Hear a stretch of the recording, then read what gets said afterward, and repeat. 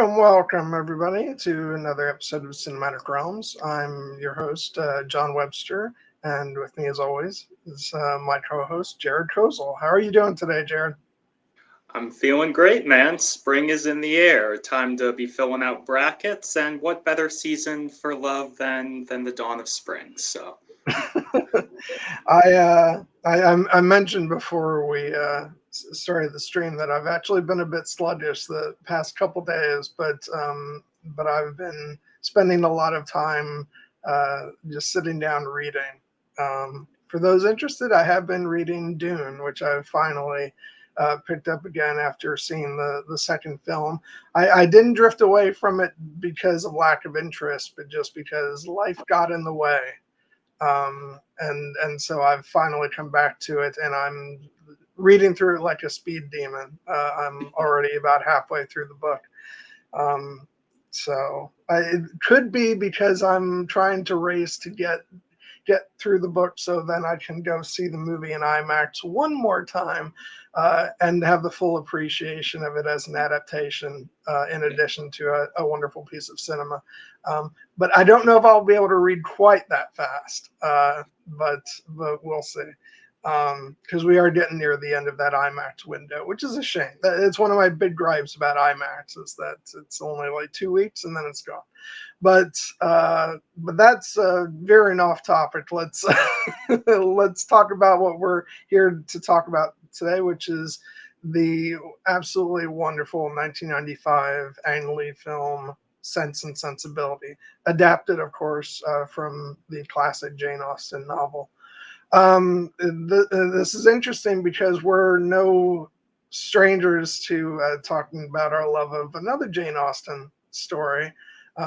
This one is missing. One Keira Knightley, although I am, repping uh, another of her Elizabeths with my shirt today. But we do, in exchange for that, get Emma Thompson and Kate Winslet.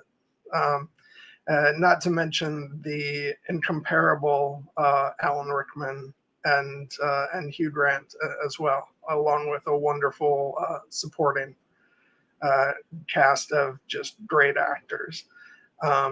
One of which always takes me by surprise. We'll talk a certain MD that we'll talk about, but. I was just reminded watching this again today, just what a wonderful movie this was. And this is a special one for me because my mom adored this movie. And it was actually the thing that got me to talk her into, going to see Pride and Prejudice in theaters. Of course, the other part of that was that I had forgotten to get her a birthday card.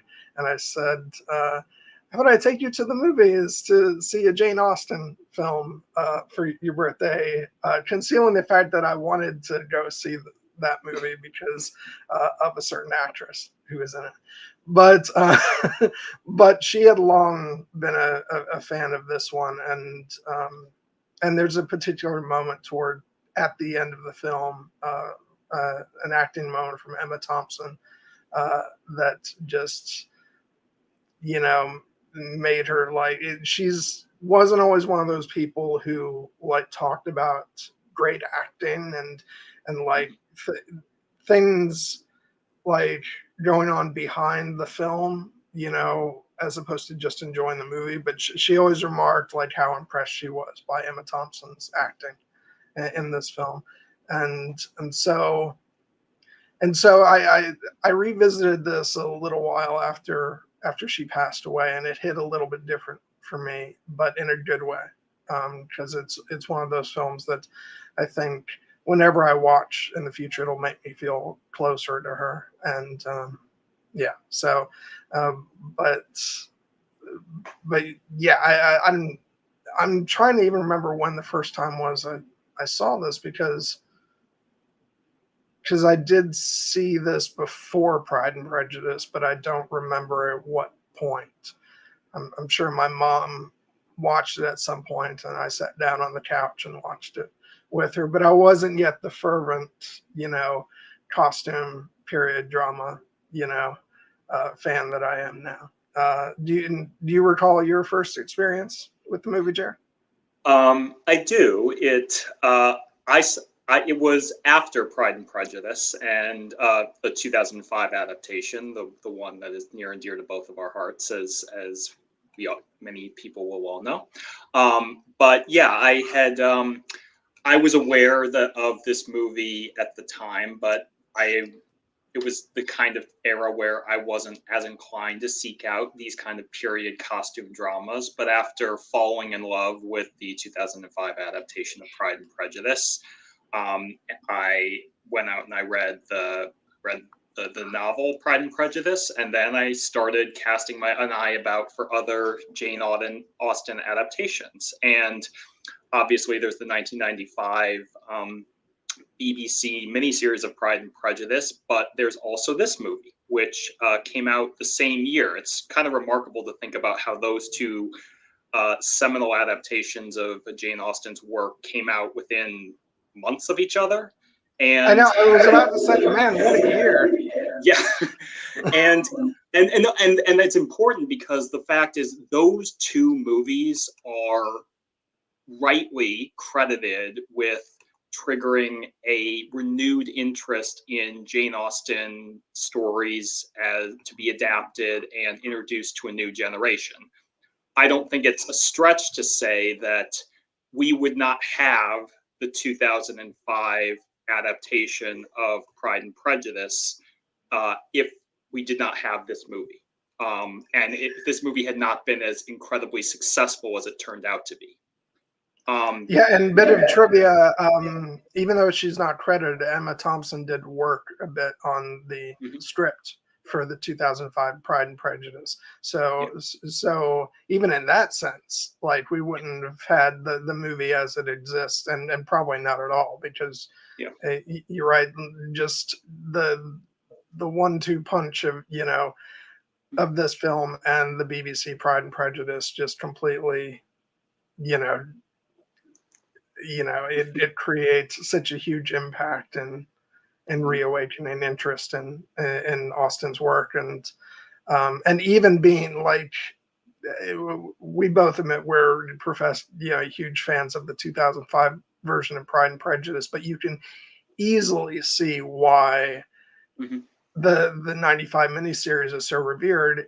In addition to being a superb adaptation, it's also came at this perfect time with this adaptation of Sense and Sensibility, and it was just the year of Jane Austen. So so it's part of the reason why I never bother arguing with people who are like, no, the 1995 Pride and Prejudice or nothing, because I understand why there would be such a strong emotional attachment, to that. And the thing is, there's room in our hearts for all of them. Yes. What I would say is that one of the reasons that the 2005 adaptation of Pride and Prejudice is so special to me, and I know to you as well, is because it is the movie that really kind of incited our love for this type of movie and this genre in particular. And when I mentioned that I sought out this adaptation of Sense and Sensibility after seeing Pride and Prejudice, I mentioned that to note that, like, I probably saw this maybe 2 or 3 years later, so I would have been in high school at the time, and I thought it was very well done. I really loved it, but it was also, I kind of had that, more immature reaction of like, well, that was good, but it was no 2005 Pride and Prejudice.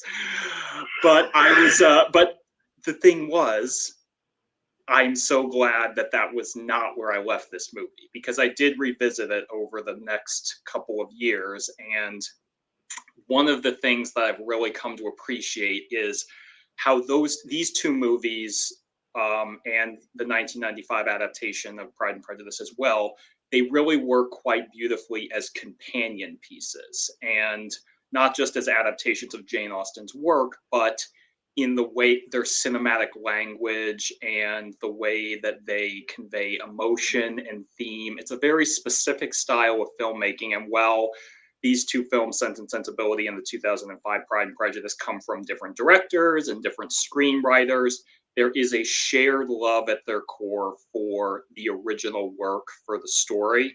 And while I do not know the story of Sense and Sensibility as well as Pride and Prejudice, which is a beloved book for me as well as a beloved movie, I have, with every subsequent viewing, come in more and more to appreciate the artistry of this particular movie and why it was so incredibly influential, why it was a sensation when it was released, and over time, just how important it is to this particular genre and style of filmmaking, because this is a movie that could have, period pieces can get a bad name for being stuffy and reserved in their mannerisms, and it's all about the costumes and less about, the characters.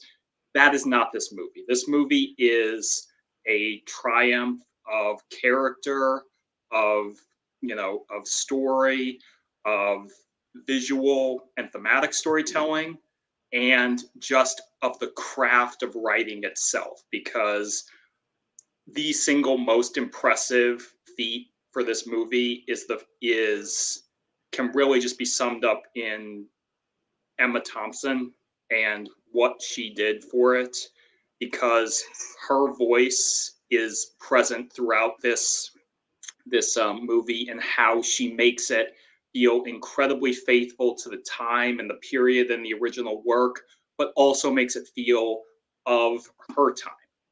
And the adaptation choices that she makes to make it more modern to our sensibilities are small and subtle, but they're so important.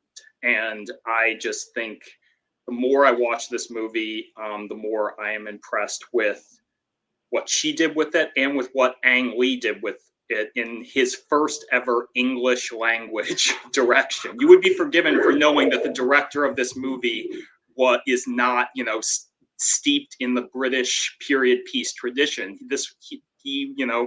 Ang Lee is from Taiwan, and he just stepped into this world. And there were some stories about how there was some friction on the set, but he had a very specific vision for how he wanted this movie to go, and he got the cast to trust him, and magic happened. This movie is wonderful.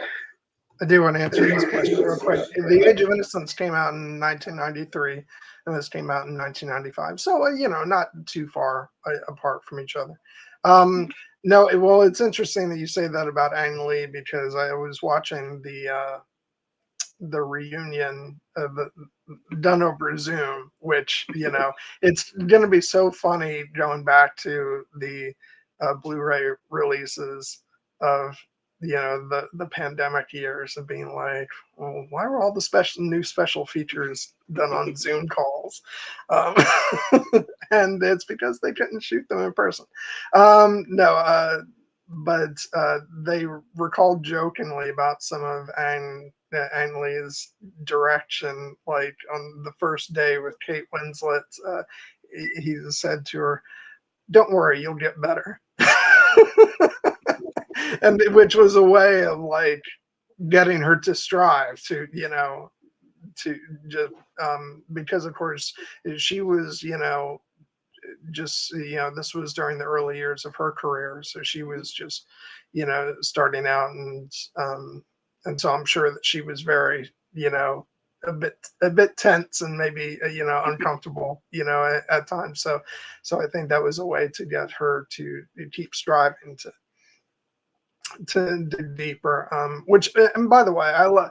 Maybe it's just because of nostalgia, but I love going back to these years of the sort of mid to late 90s, and seeing actors like Kate Winslet, because I have nostalgic memories of, obviously Titanic, and I love her early years, especially this movie, her role as Ophelia in Hamlet, and of course as Rose in Titanic. It just brings me back to, my sort of early teen years, and that love of a movie going that I had back then that was somehow very different, even from the love that I developed later on.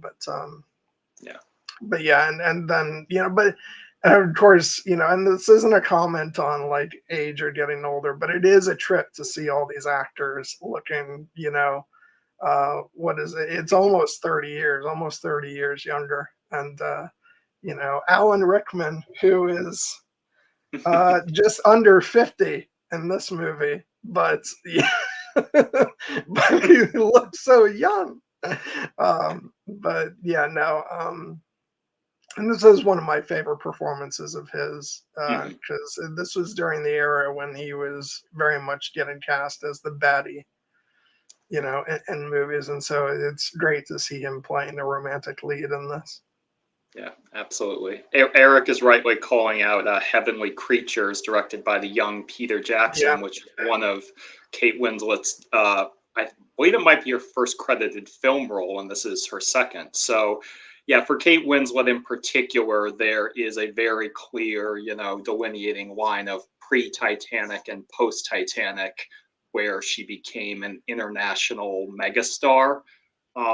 But watching this movie, you can see the qualities that would make her the fit for the role of Rose, and why she would go on to become one of the most beloved and acclaimed actors of her generation.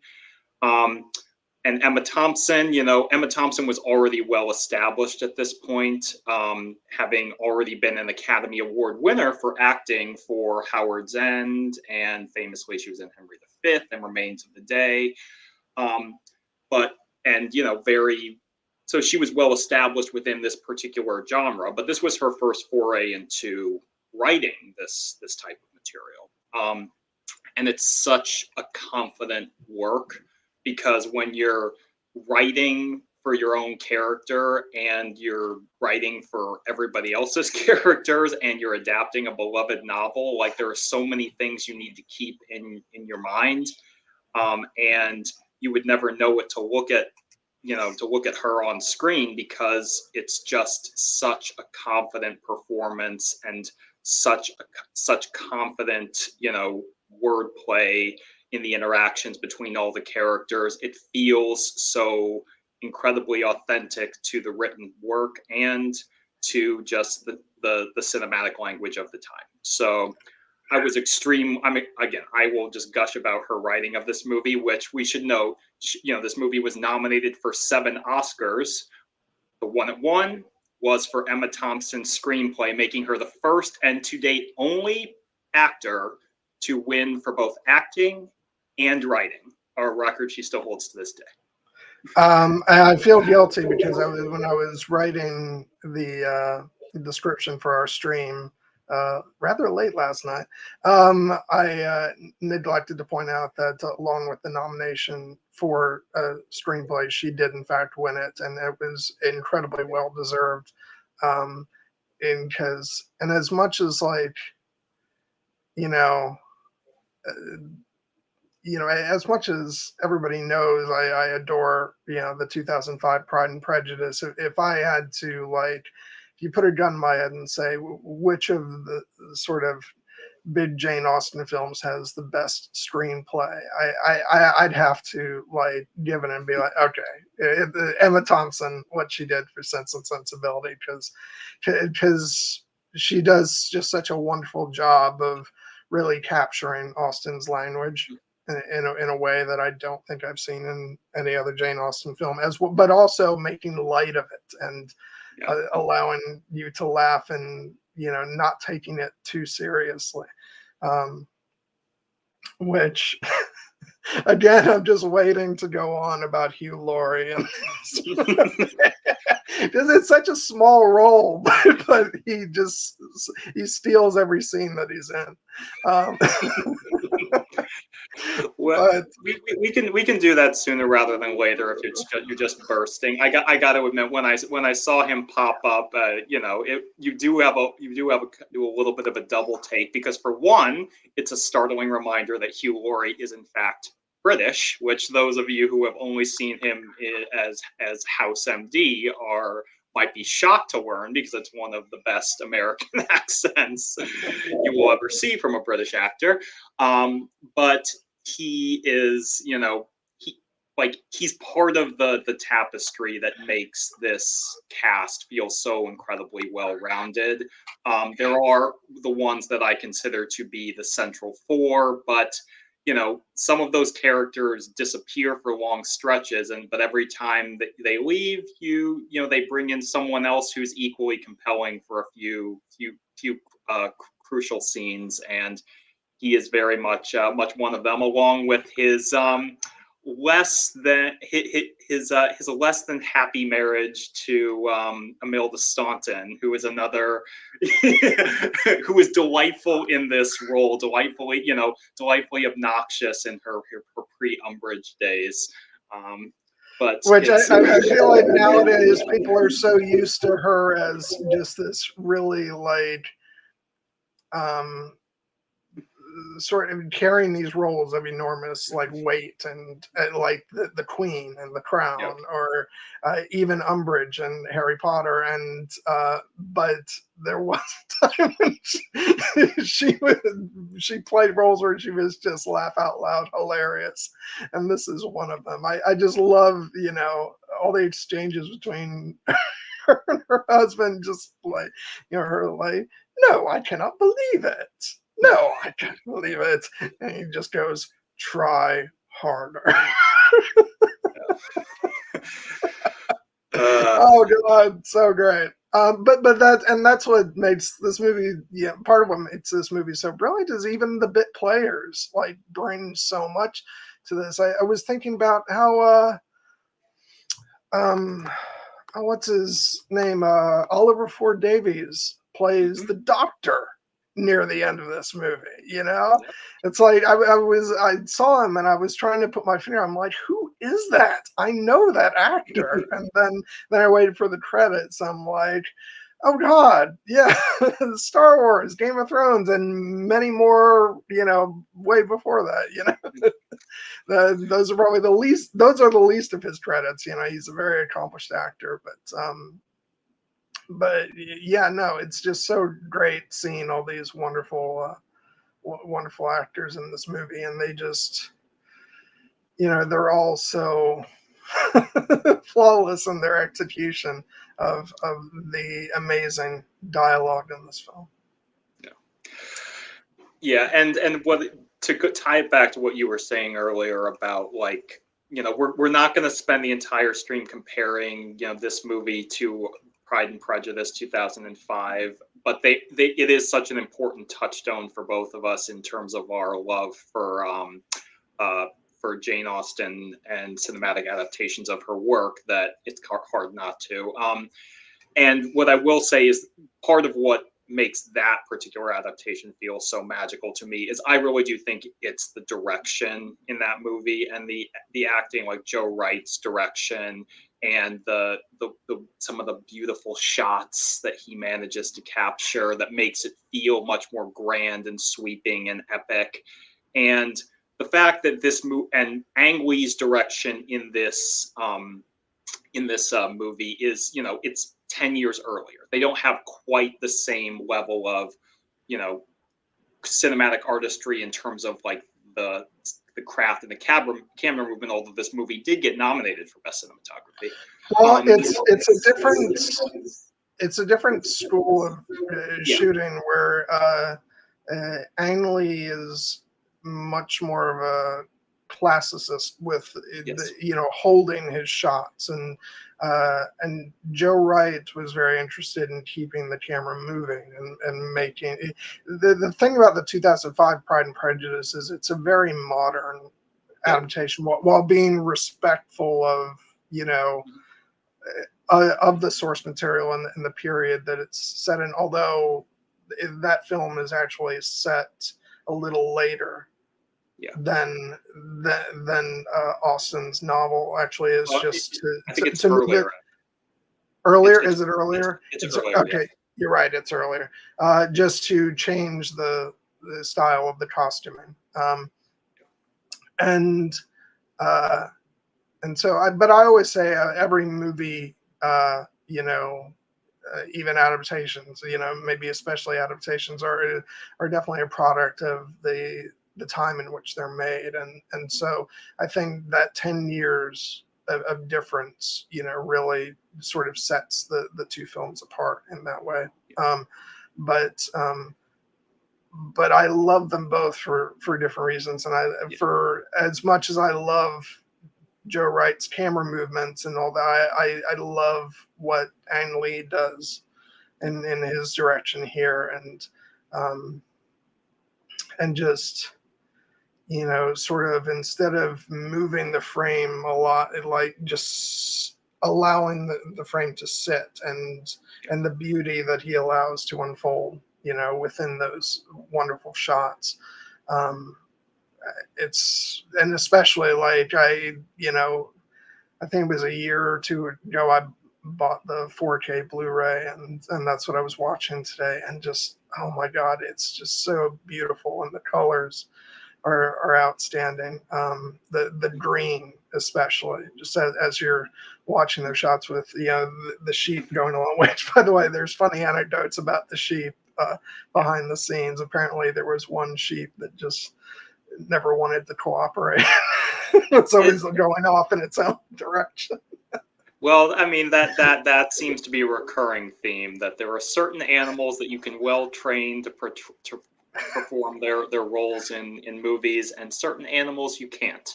And sheep and goats seem to be the latter. But there are, like, when I talk about these two movies as companion pieces and highlight the differences in like the way that the camera moves and the like, it's to complement the strengths of each particular adaptation and what they're doing with it. Because with the 2005 adaptation, it is much more of sweeping grandeur in the way that the camera tries to capture the vistas and it tries to make that emotion feel more immediate in that way. Like, this movie does not have anything like Elizabeth standing on the cliff, or the Mr. Darcy's walk across the field, or the dance sequence, or the confession in the rain.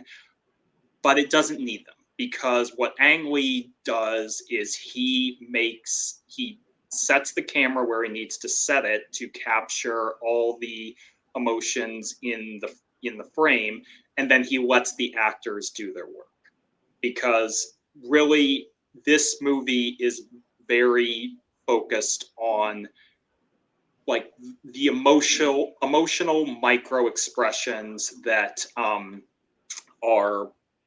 convey the depth of feeling that these very repressed characters would have. And Anna rightly calls out, the new Emma version, which came out in 2020, is very much an even more modern adaptation, because that's the one with Anya Taylor-Joy, which we also love. But it's that one almost feels like it could be happening, in modern times, even though the I was going to say, you want to talk about a modern Jane Austen adaptation? Emma is the one, and that was, surprise, surprise, that was my favorite film of 2020. Just an absolutely gorgeous film, and really that was the film that truly introduced me to Anya Taylor-Joy, because even though she gives an absolutely amazing performance as Princess Brea in The Dark Crystal Age of Resistance, I didn't actually get to see her in that. She's voicing a puppet, which is a great performance. And when I saw Emma, I was like, oh my God, it's Princess Brea. but no, and I would love to we'll have to do a stream on that as well, because I absolutely adore that film. But no, it's just, this is such a beautiful film, and it's so, I'm trying to find the words for it. Like, we're talking about the time in which these movies are made, and as classical as the movie does feel, it is also very like, you know, it does feel like the Jane Austen film you would find from the mid 1990s, and Mhm. you know, and and that's personified especially in Hugh Grant's performances as Edward, which is it's such a like it's Hugh Grant doing his Hugh Grant thing, but it works so beautifully in this film. I love all his awkward pauses, and one of the the best parts is when you know uh, when he was waving, eh, you know, and then he gets stuck by the wooden sword, and And, there's just so many beautifully funny moments in this film.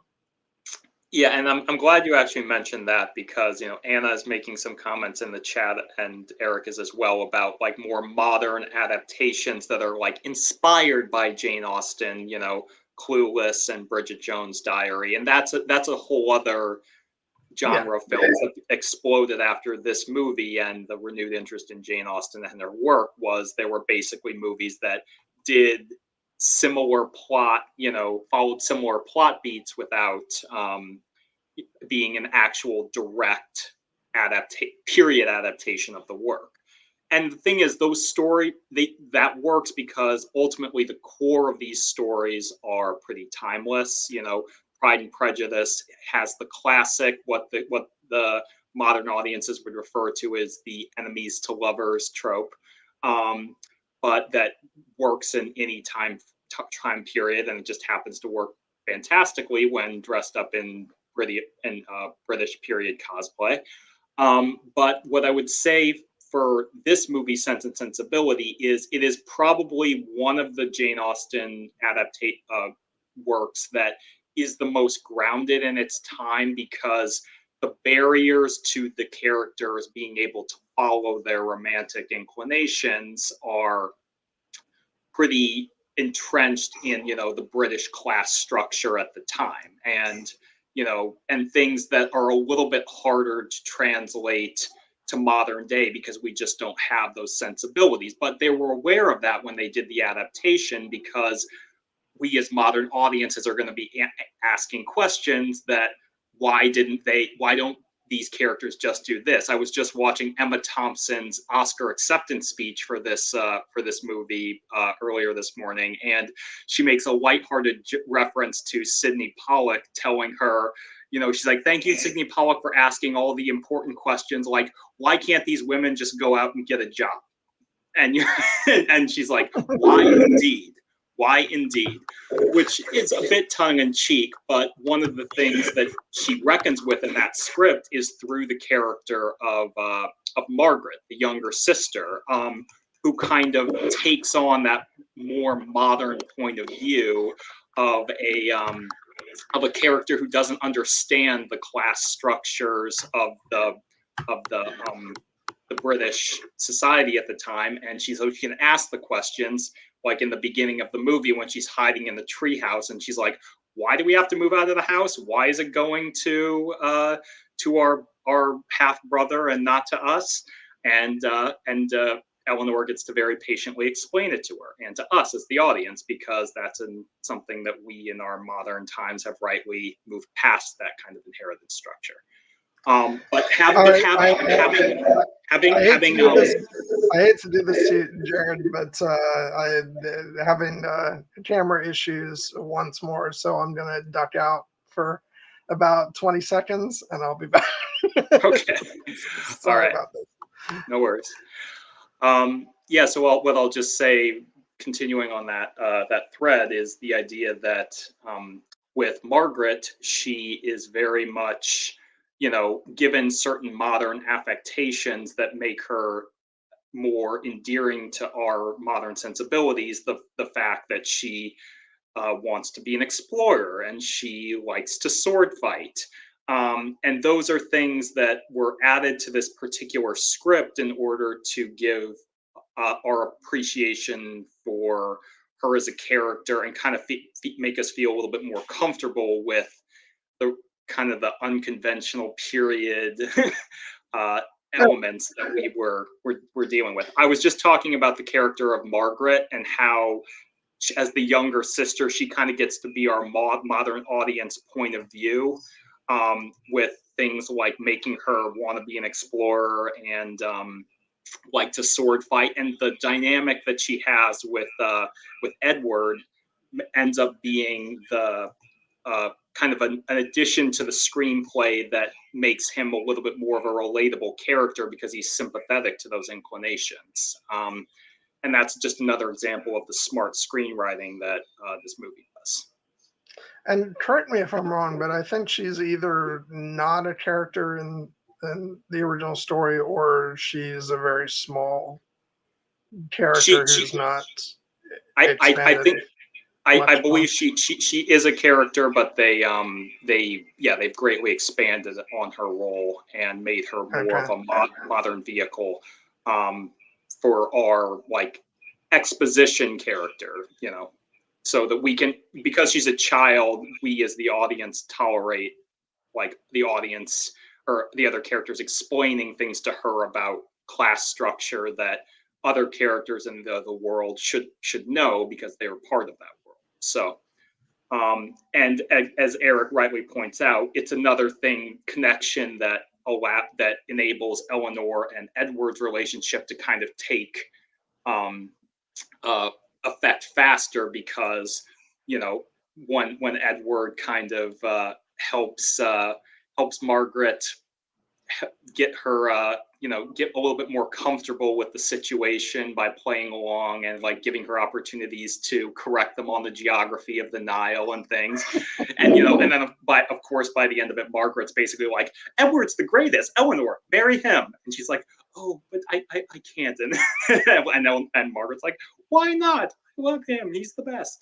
And it's an endearing thing that we as modern audiences really do appreciate. And it's another way to kind of also speed things along, because a feature of Jane Austen books and stories in this time is, as the upper class, they would, go visit they would go visit distant relations for, yes, clearly.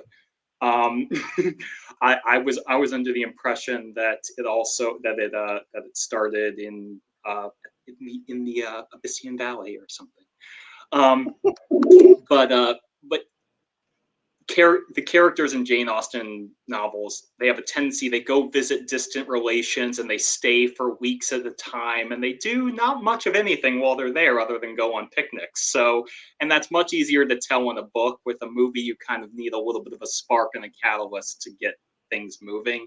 And so Eleanor and Edward kind of having similar sensibilities, and Margaret being kind of a catalyst for that, is a way that the movie kind of helps ease us into that via cinematic language. So I think it's a very smart adaptation choice. Okay, and speaking of the the budding relationship between Eleanor and Edward and stumbling blocks therein, is there anybody worse than Fanny? Questionable, but in this movie, probably not. The lovely Dame Harriet Walter gets to be deliciously terrible in this movie. Every Jane Austen movie. Oh yeah, no, that opening sequence, like it's horrible what's happening, but the opening sequence where their half brother John gets the message from Tom Wilkinson, his father, popping up in a very brief role. R.I.P. because we lost him this past year to a great character actor as well. But when he gets the message, you must help, your half sisters and your stepmother, because the laws of the inheritance decree, I can't split my estate, it all has to go to you, and so then they're going to be relying on his charity. And it seems like he starts out like, yeah, I'll help take care of them for, I'll give them a nice lump sum, more very generous. And then as soon as he starts talking to Fanny, his wife, she's like, actually, maybe you should give them less, or even less than that, or even less than that. Or come to think of it, I don't think your father ever specified giving them anything like money at all. And he's just like, yes, I believe you're right. And you're just like, what a doofus this guy You know what? I is. retract what I said. He may be worse than Fanny because he's so. Because he clearly doesn't actually have that much of a conscience, and he's very weak-willed. So Yeah. no. But Well, but still, like, as horrible as it is, that whole opening sequence is hilarious. Just yeah. the way she wears him down. Yeah, it's terrible, but and by the end of it, she's like, "Come to think of it, by the time they're going to be in much better position to give us something," and you're just like, "What the hell? This woman is clearly just she's terrible. She's actively terrible, and he's passively terrible. Let's put it that way." My only real concern is how long it'll take them to move out. Yeah. But every Jane Austen novel has characters who fit certain roles and archetypes, and in this case, she very much fulfills the in addition to just being the kind of the miserly character who is a little bit of the Mr. Collins of it all, because she's the one they're the ones who control the family fortune. She also takes on aspects of Caroline Bingley, because she her brother is Edward, the Eleanor's love interest in the movie, and she thinks she's being all clever when she invites her brother to come stay with them, but then as soon as Edward and Eleanor begin to hit it off, she's like, "Oh no, can't have this," and immediately sets about trying to tear them apart, which is again something that is a familiar trope in. No, you drew the comparison between her and Caroline, but with Caroline, I have to go back to a refrain that you've made a couple times in the past couple streams. If evil, why hot? Well, yes, so. I've made no secret of the fact that I'm very I very much appreciate what Kelly Reilly does with the role of Caroline Bingley in that movie, in addition to being enamored with our dear Keira Knightley. And Dame Harriet Walter in this movie is just she's deliciously evil. Particularly once she gets to become much more overtly terrible later in the movie when the Lucy Steele confesses to her. So Lucy deserves that. Oh, she does. She does. There are a lot of characters who are a little bit irredeemable. No, yeah, and Lucy is just so she acts all sweet and innocent. Really, she's incredibly devious in her own way. Oh yeah, she's very you don't realize at first just how manipulative she's being to poor Eleanor until it becomes starkly apparent, and then every single word you can tell she's just twisting the knife, and poor Eleanor is just sitting there and taking it with barely restrained fury, but she never acts out, which is one of the elements of her character that is both a source of great strength for her, but also a source of frustration. Yes, that's another feature of these British period Jane Austen works, is that everyone ends up some manner of distant in-laws by the end, and the movie conveniently cuts away before you have to see any of these family Christmases or anything along those lines. But I don't know. I think it's as much as as much as I'm sure Eleanor loathes her in-laws, at least she gets the satisfaction of knowing that she that Fanny did not get what she wanted. Yeah, no, at the wedding at the end, which Fanny is there, she doesn't look very happy. So, but that's her comeuppance. She has to sit there and watch her brother marry the love of his life.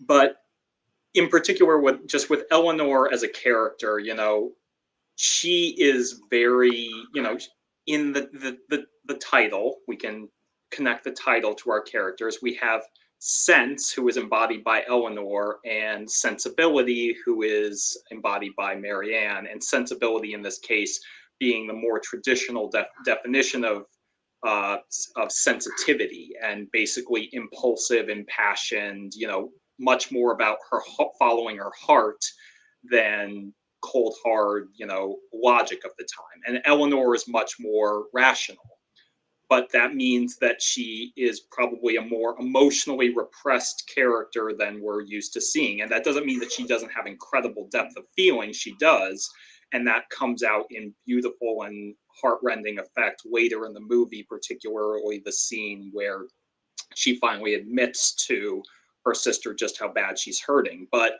early on in the movie, like, she seems like she has much more of a direct head on her shoulders and wanting to, keep her, be logical and not follow the whims of her heart. But she definitely has those feelings. And part of our frustration with her as a character is that we want her to act on those feelings more overtly early on in the movie, especially before we understand the reasons why Edward is not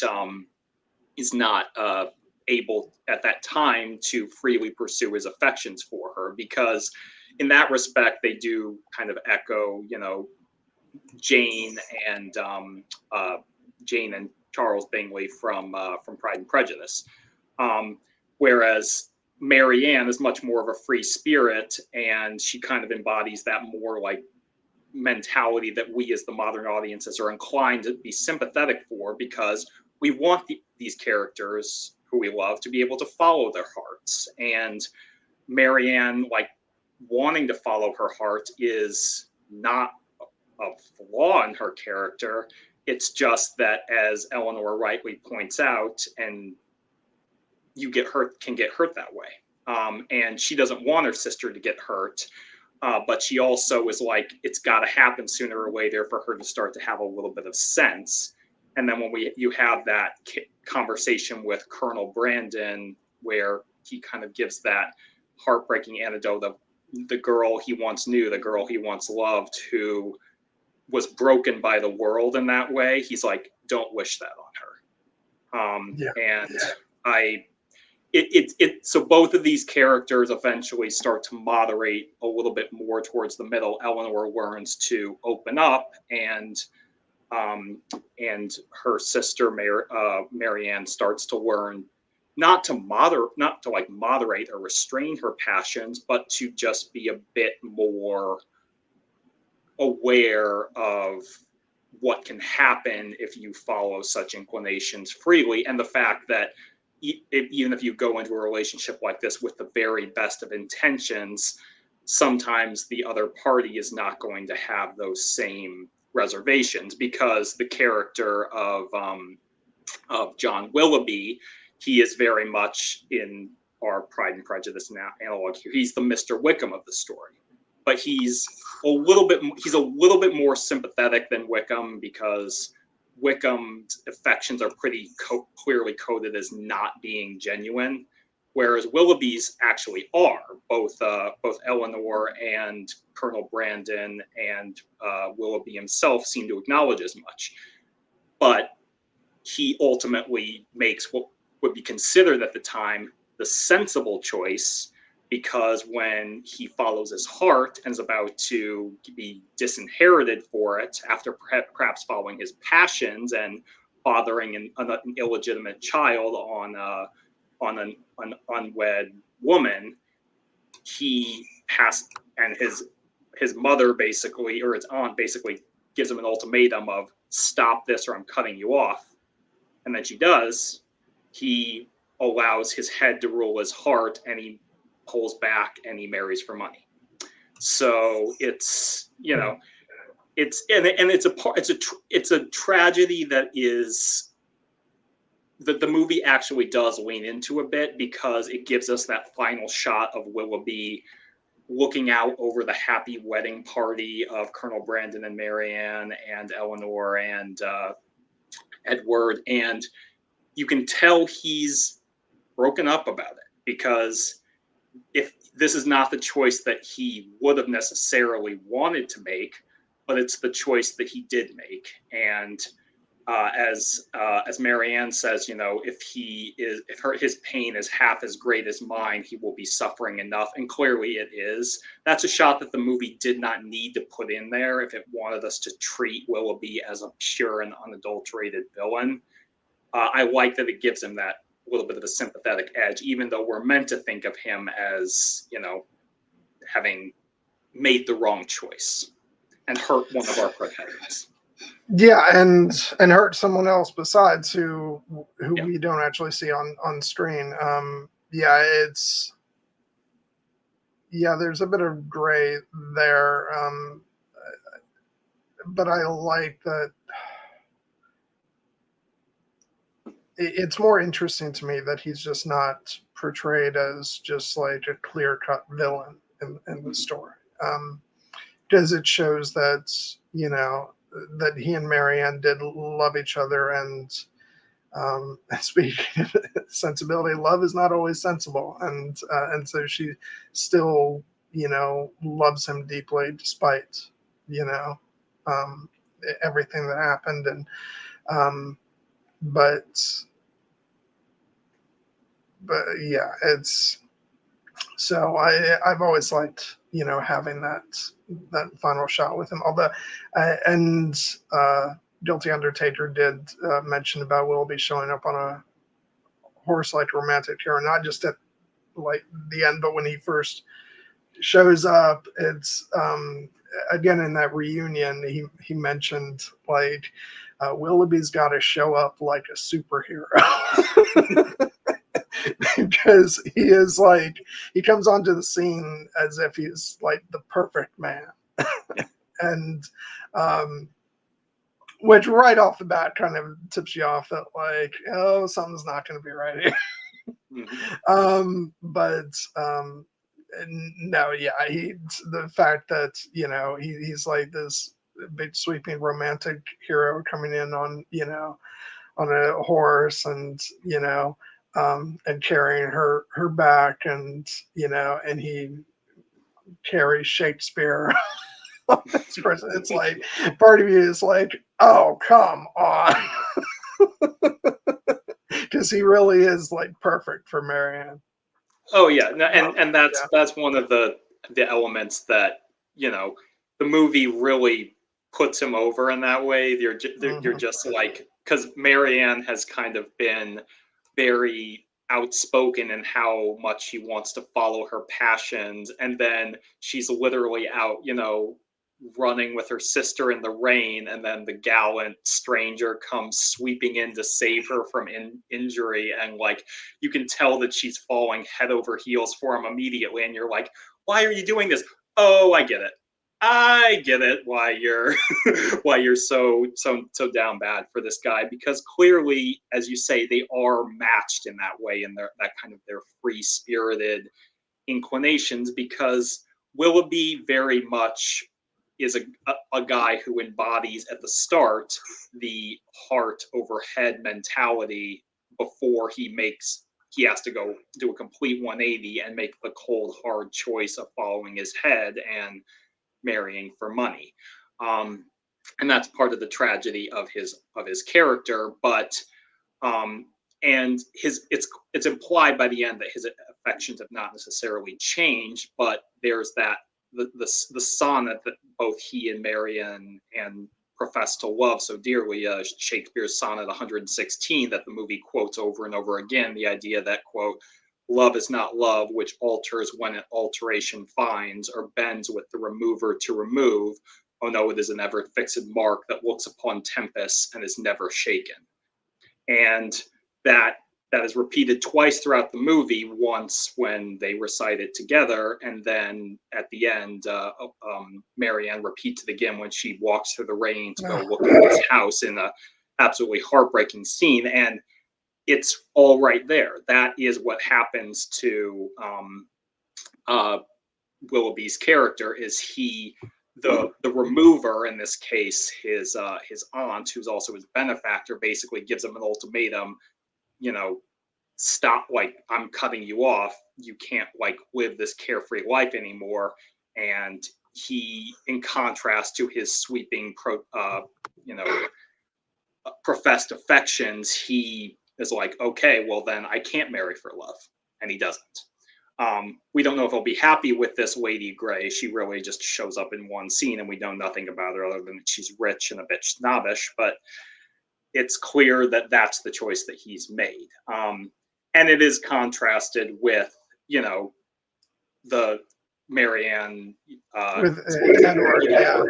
with Edward and with Colonel Brandon, who is very much an epitome of sense, but also of deep care and passion, because he falls in love with Marianne from the moment he lays eyes on her. In another absolutely wonderful scene when he walks in there playing the piano, and sees her there playing the piano. But at the start, it's your heart just breaks for the guy, because Marianne just barely has eyes for him at all, and she's kind of cruel to him in a lot of ways, because she doesn't necessarily mean to be, but she talks about his age frequently, and he's an older gentleman, but he's not that old.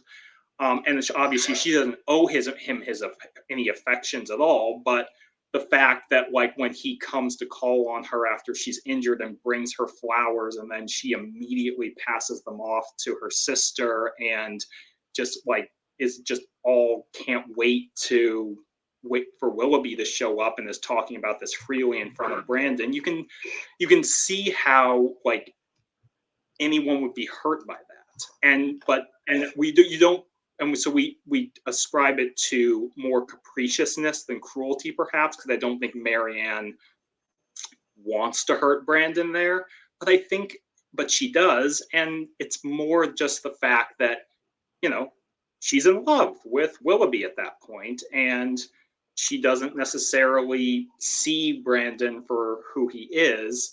And it's only when their circumstances change that she allows herself to be even open to that possibility. Because earlier on in the movie, Mrs. Jennings, who is another wonderful, if slightly character, is constantly like pushing Brandon at Marianne, and Marianne is rightly like, no, I'm in love with this other man over here, with Willoughby. But when things change, Marianne, to her credit, changes with them, and that's when she allows herself to open to the possibility of healing and this new match that she ultimately makes in the end. No, I also speaking of Mrs. Jennings, also Sir John, I loved him throughout the film. He's like, come on, Brandon, we can see where we're not wanted anymore. Once Willoughby comes on to the scene. Oh my God. But yeah, his mother-in-law, and Mrs. Jennings, she's a lot. Yeah. I do love especially the touch later on when Brandon says, I forget his exact phrasing. He's like,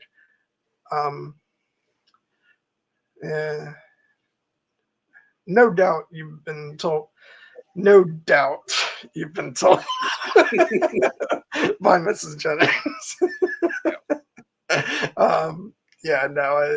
It's great.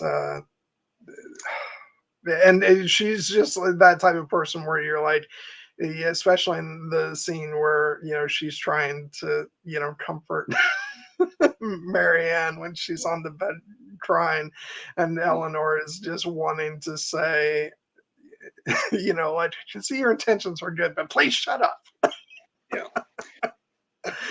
But Yeah. Yeah, what's interesting about her is that, like, while she's in the kind of the benefactor role, and, like, you know, the Dashwood's mother is very much like loving and caring and wanting the best for her daughters, but she's not, like, while she wants them to marry and find happiness, she's not actively, like, pushing them into a scenario where she's essentially throwing them at anyone who would pass by.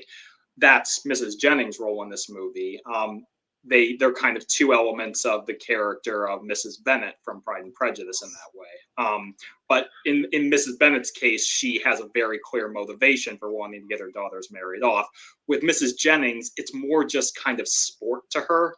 They mentioned early in that movie that basically, like, all of her kids are all married off now, so what does she have to do with her time but try to marry everybody else's kids? because, oh God, what on earth could an older woman possibly, like, what else could she possibly do with her time? Oh, dear God. Well, I mean, and that is just one of the elements of the period trappings of this movie, where you're just like, this is her idea of a fun and a good time, because she is not going to be able to go out and get a job as Sidney Pollack would have. So. And yeah, I was going to address that. It's like there's certain things that you just kind of have to accept in the story as like a product of the time, because you know, we can very easily look at the Brandon and Marianne, you know, relationship as being like, well, he is, you know, at least if you look at the actors, they're 30 years apart. So like, so she's completely justified in remarking on his age, but in the, you know, but in the context of the time, like, you know, it wasn't terribly unusual. So you know, take that as you will. But Alan Rickman does such a great job of playing you know, a dashing, you know, romantic lead that we're like, oh, but he's so adorable. It's a wonderful performance. I actually would probably say his performance is my favorite in the movie, and it's in part because he plays him so sincerely and with such a depth of feeling, even as he's taking, you know, insult after insult, but also, you know, as he is dealing with his own complex inner turmoil. And the key to him and Marianne ultimately working is that while he's clearly in love with Marianne, as we mentioned, from the moment he lays eyes on her, and despite their age difference, and he's aware of that, he attempts to court her in his own way, but he never, like, makes it feel like he is entitled to her affections. You know, it's like, this is not the idea of that can be a dangerous idea with some of these stories of, oh, like the young girl is besotted with the handsome dashing rogue, and if only she could see the nice guy who's right there. And a lot of times that is coded in a way that makes it feel like, oh, like the nice guy is actually entitled to the girl's affections, and if she would just open her eyes, she would see it. That's not this movie. That's not what it's doing. It's showing us that Colonel Brandon is a good man who might be a good match for Marianne, because they do share similar interests like music and, you know, sonnets and the like, if she were to open herself to that possibility. And Colonel Brandon never once forces the issue. He does he is incredibly generous towards her because he loves her, but he never asks anything of her in return. And that their romance doesn't actually start to build until she's ready to open herself to that idea. He never. Yeah, there's a wonderful moment which I'm not sure if it's in Austen's novel or not. It's actually one of my blind spots. I actually haven't read the book, although I do own a copy on my shelf. And so I don't know if this moment is in the book, but there's a great moment with Brandon where he's talking to Sir John, and he says, Marianne or Miss Dashwood would no more think of me than she would think of you, John. So like he's not expecting anything. Like he's clearly, you know, smitten with her and in love with her, but I don't think he actually expects, you know, anything. So and that's part of why we love him because uh he's a guy who's helplessly in love but not expecting anything in return. um and just the look on his face at the end when she just grants him a thank you, Colonel Brandon, and he just looks like his whole world has been lit up by a new sun. It's a beautiful performance, and I think we can't help but love him. Yeah, and he is like his generosity of spirit is not just limited to Marianne. He is compassionate with all the characters in this movie. He has a very like cordial and respectful understanding with Eleanor. He treats all of the other characters with respect and dignity as well. Really, the only character who he exhibits any kind of disregard for is Willoughby, but there's a reason for that, as we find out, a very good reason for it. But even then, he is willing to acknowledge that Willoughby's affections for Marianne were genuine and that he, would have married her if circumstances had permitted.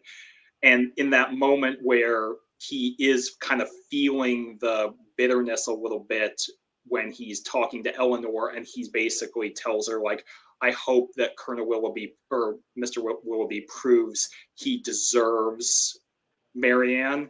That's kind of him trying to cope in that instance, because at that point it seems to him like Willoughby is going to be this monstrous cad and get away with it and get the girl, and he doesn't want Marianne to be miserable with that. He's like, I want this man to prove himself worthy of this woman that I love so that she can be happy.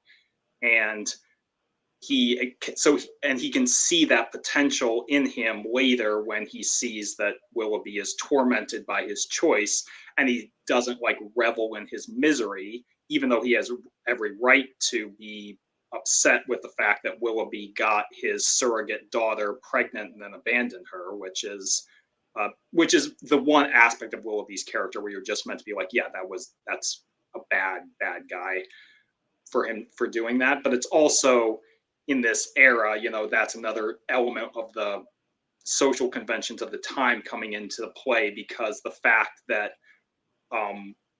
Beth, the unseen surrogate daughter for Brandon, was herself an illegitimate child born of the fact that Brandon couldn't marry Eliza because of their difference in circumstances.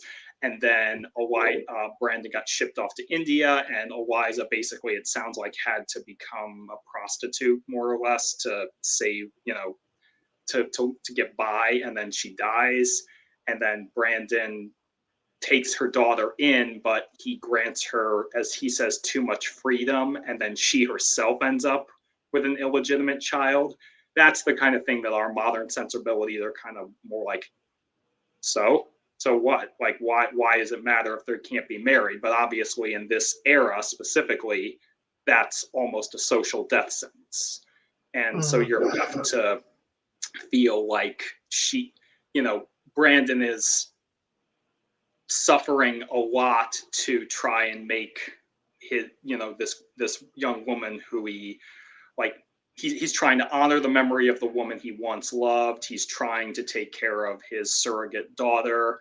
And he's trying to do right by this other woman who he also is now coming to love. And he is doing his best, but he can only do so much in this era, and so you feel for him tremendously, but ultimately his goodness and his strength of character wins out, and he is able to, it sounds like, set his surrogate daughter up with a good life, and then ultimately he is able to find his own happiness with Marianne. So yeah, and one of the another element of showing his good character even later in the story is when, just upon hearing about Edward's circumstances, he offers to set him up, in a parish, without even knowing, Edward, and it's just another testament to the fact that, this is a good, honorable, man who, hears of someone else's plight and is willing to extend a hand. And so much so that Edward doesn't even believe that it's just, he says, well, surely, Eleanor, you had, something to do with this. And she's like, I've had no hand in it. This is completely of your own, uh, making. And and of course, coming from his family, he's shocked at any, at anybody extending a helping hand. But yeah, so it's like that comes later in the story. It's like, just in case you needed more convincing that Brandon is a really good guy. Yeah, no, it's I,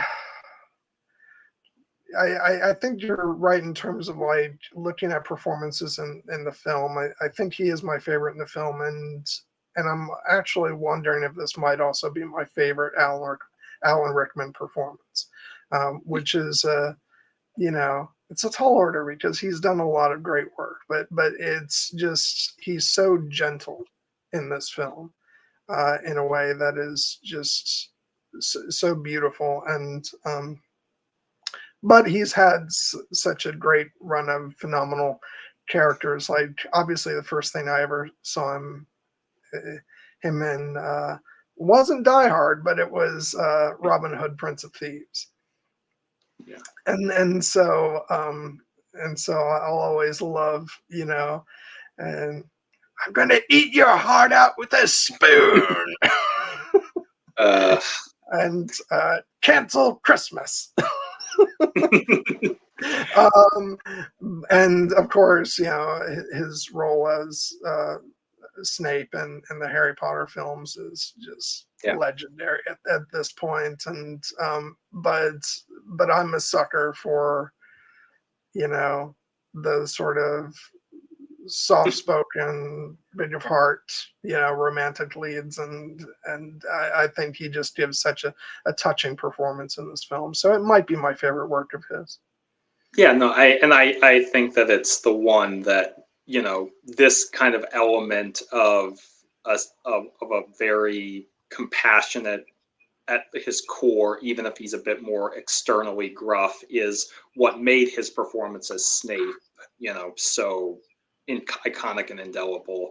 But he also just is like, this is the type of role that he didn't get to play quite as much throughout his very storied career. As Eric says, he kind of specialized either in playing more villainous roles or more like sardonic and kind of world-weary roles. Like, one of my favorite roles of his is his role in Galaxy Quest. But he is. I think we can call him an unambiguous good guy in Galaxy Quest. He's just very sarcastic. He's very beaten down by the world, in that movie, but he gets his due. I won't say that line one more time.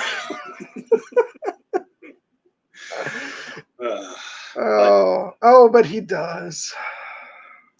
No, and I will, just because we've been talking so much about him and his performance, I will say that, like, this is probably only, I think the reason he's popping so much for me in this on this watch is because this is, I think, only the second time I've watched this movie since he unfortunately passed away in 2016. And it's now been long enough, because it's been almost 8 years, that it's not, you can just look at him and appreciate, like, this actor, this man may be gone now, but like, he was just at the very top of his craft, and it doesn't like necessarily like hurt to see his performance in this movie. You're just like kind of in awe of, like, this man did that in the movie. He was the center of a very compelling character and a very compelling central romance, and you just believe every second of it because he was just that good. So I was very it kind of shocks me to hear that it's only, would you say, 8 years? Yeah, I believe it was 2016 that he passed away. Because strangely, it feels like so much longer that he's been gone, and it's just because he was such a staple of like my love of cinema as I grew up. And it's just so heartbreaking to think that he's not here anymore. But his legacy, it's such an amazing legacy that endures.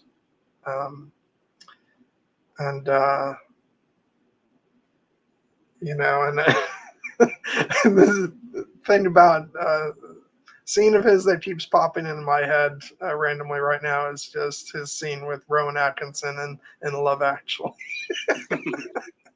which he is not he is certainly not an unambiguous good guy in that movie. He made some very bad decisions, but that scene is hilarious despite the fact that he's doing something not good.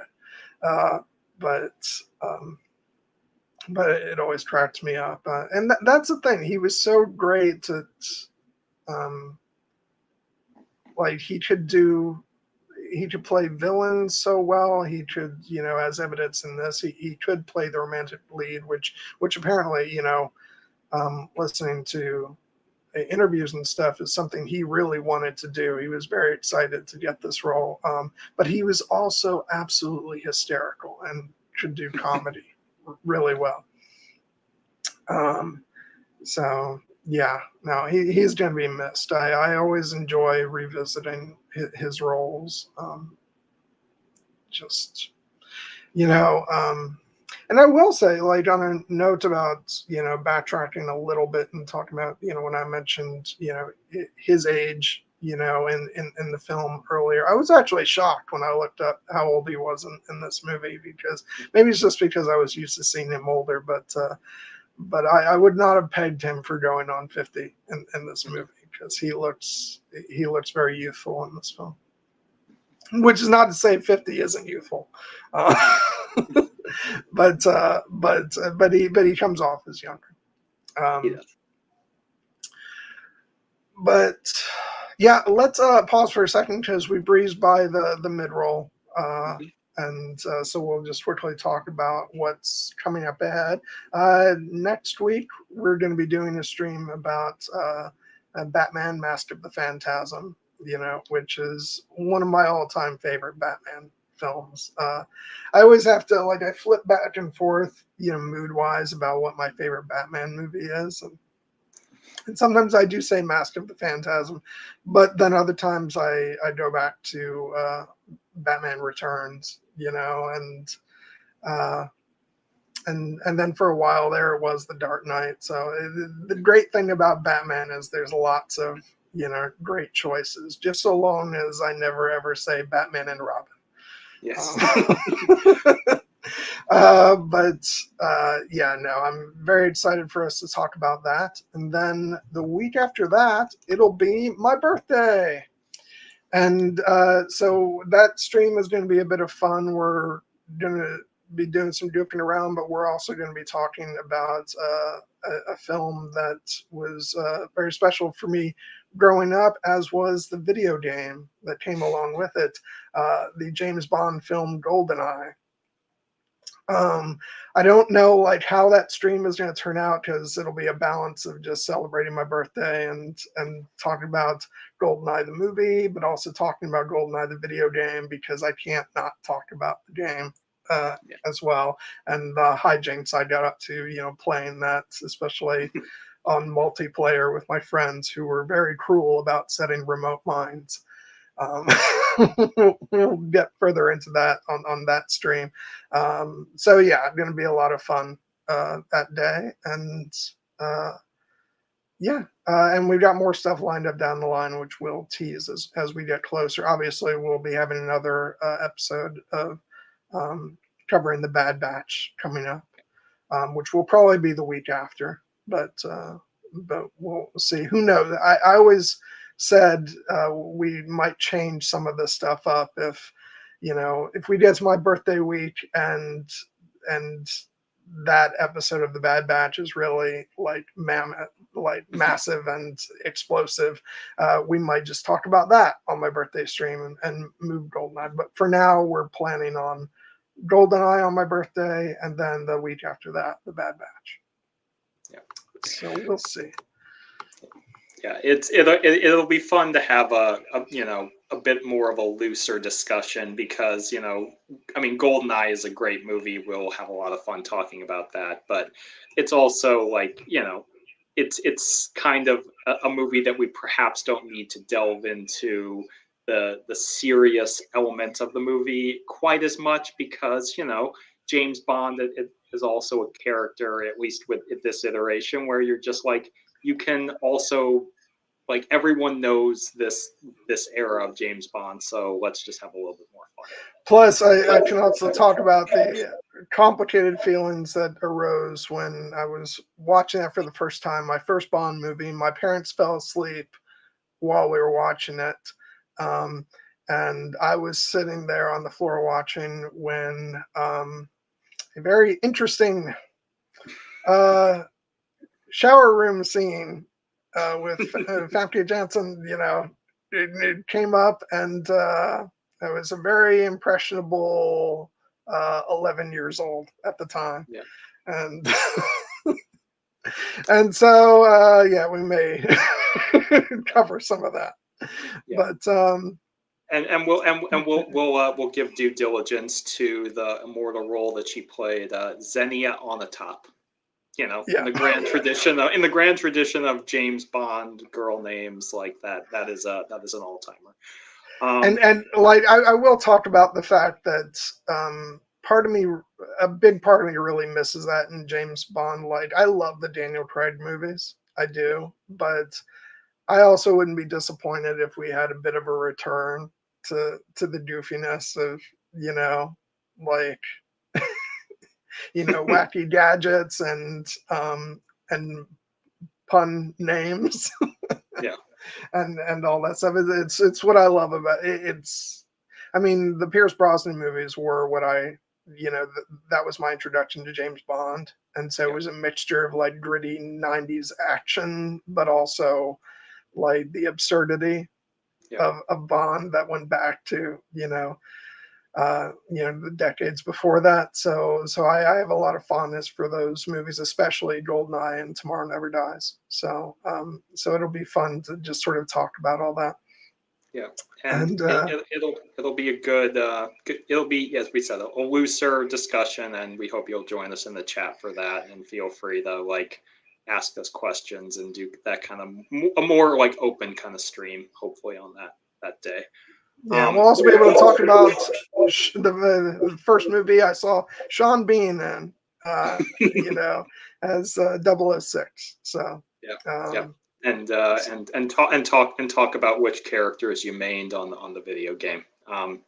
But what I would say is, just because we did kind of, when we talked about Batman Mask of the Phantasm, I do want to give it a little bit more of a setup, just because it is a lesser known Batman movie because it is an animated Batman movie. It came out 30 years ago. It's not, it was not a big financial success at the time.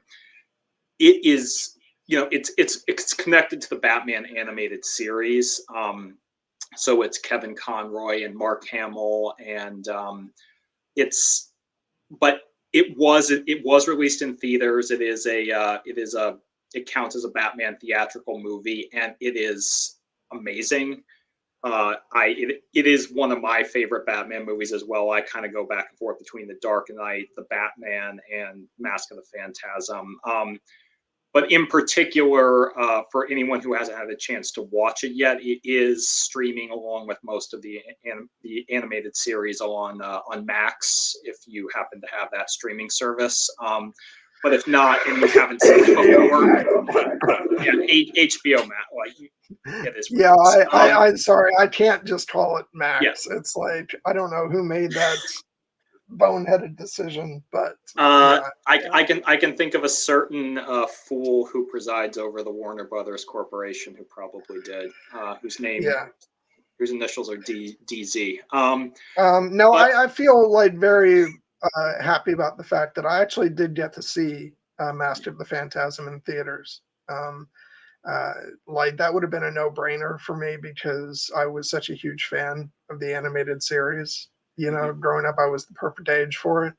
And I'd grown up loving the Tim Burton films, and that segued perfectly into the animated series and then Master of the Phantasm. So, and of course, back then I was so young, I wouldn't have known that it wasn't a big hit, because for me, it was just spectacular, out of this world. And I feel very privileged also that I got to meet Kevin Conroy a few years ago, but before he passed away. And I'll recount this again when we do the stream. But I totally geeked out when I went up to get his autograph, and he was talking to me, and I said, and I like a giddy fanboy was like, and he was talking just in his regular Kevin Conroy voice. And I was like, I can't believe I'm talking to Batman. And he leaned in close to me and he goes, no, now you're talking to Batman. And it was just, this is the purest joy I've ever had. And, awesome. I will never forget that. So, rest in peace, Kevin, because he was Batman. Like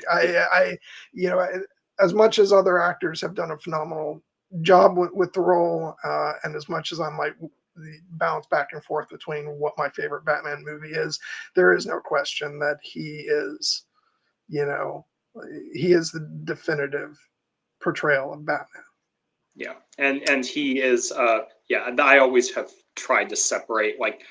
It's kind of an interesting blend because you can say that like live action Batman, there's a lot of debate about who your favorite would be. For me, the Kevin Conroy has always been apart from that because he has portrayed the character longer than any actor who played Batman.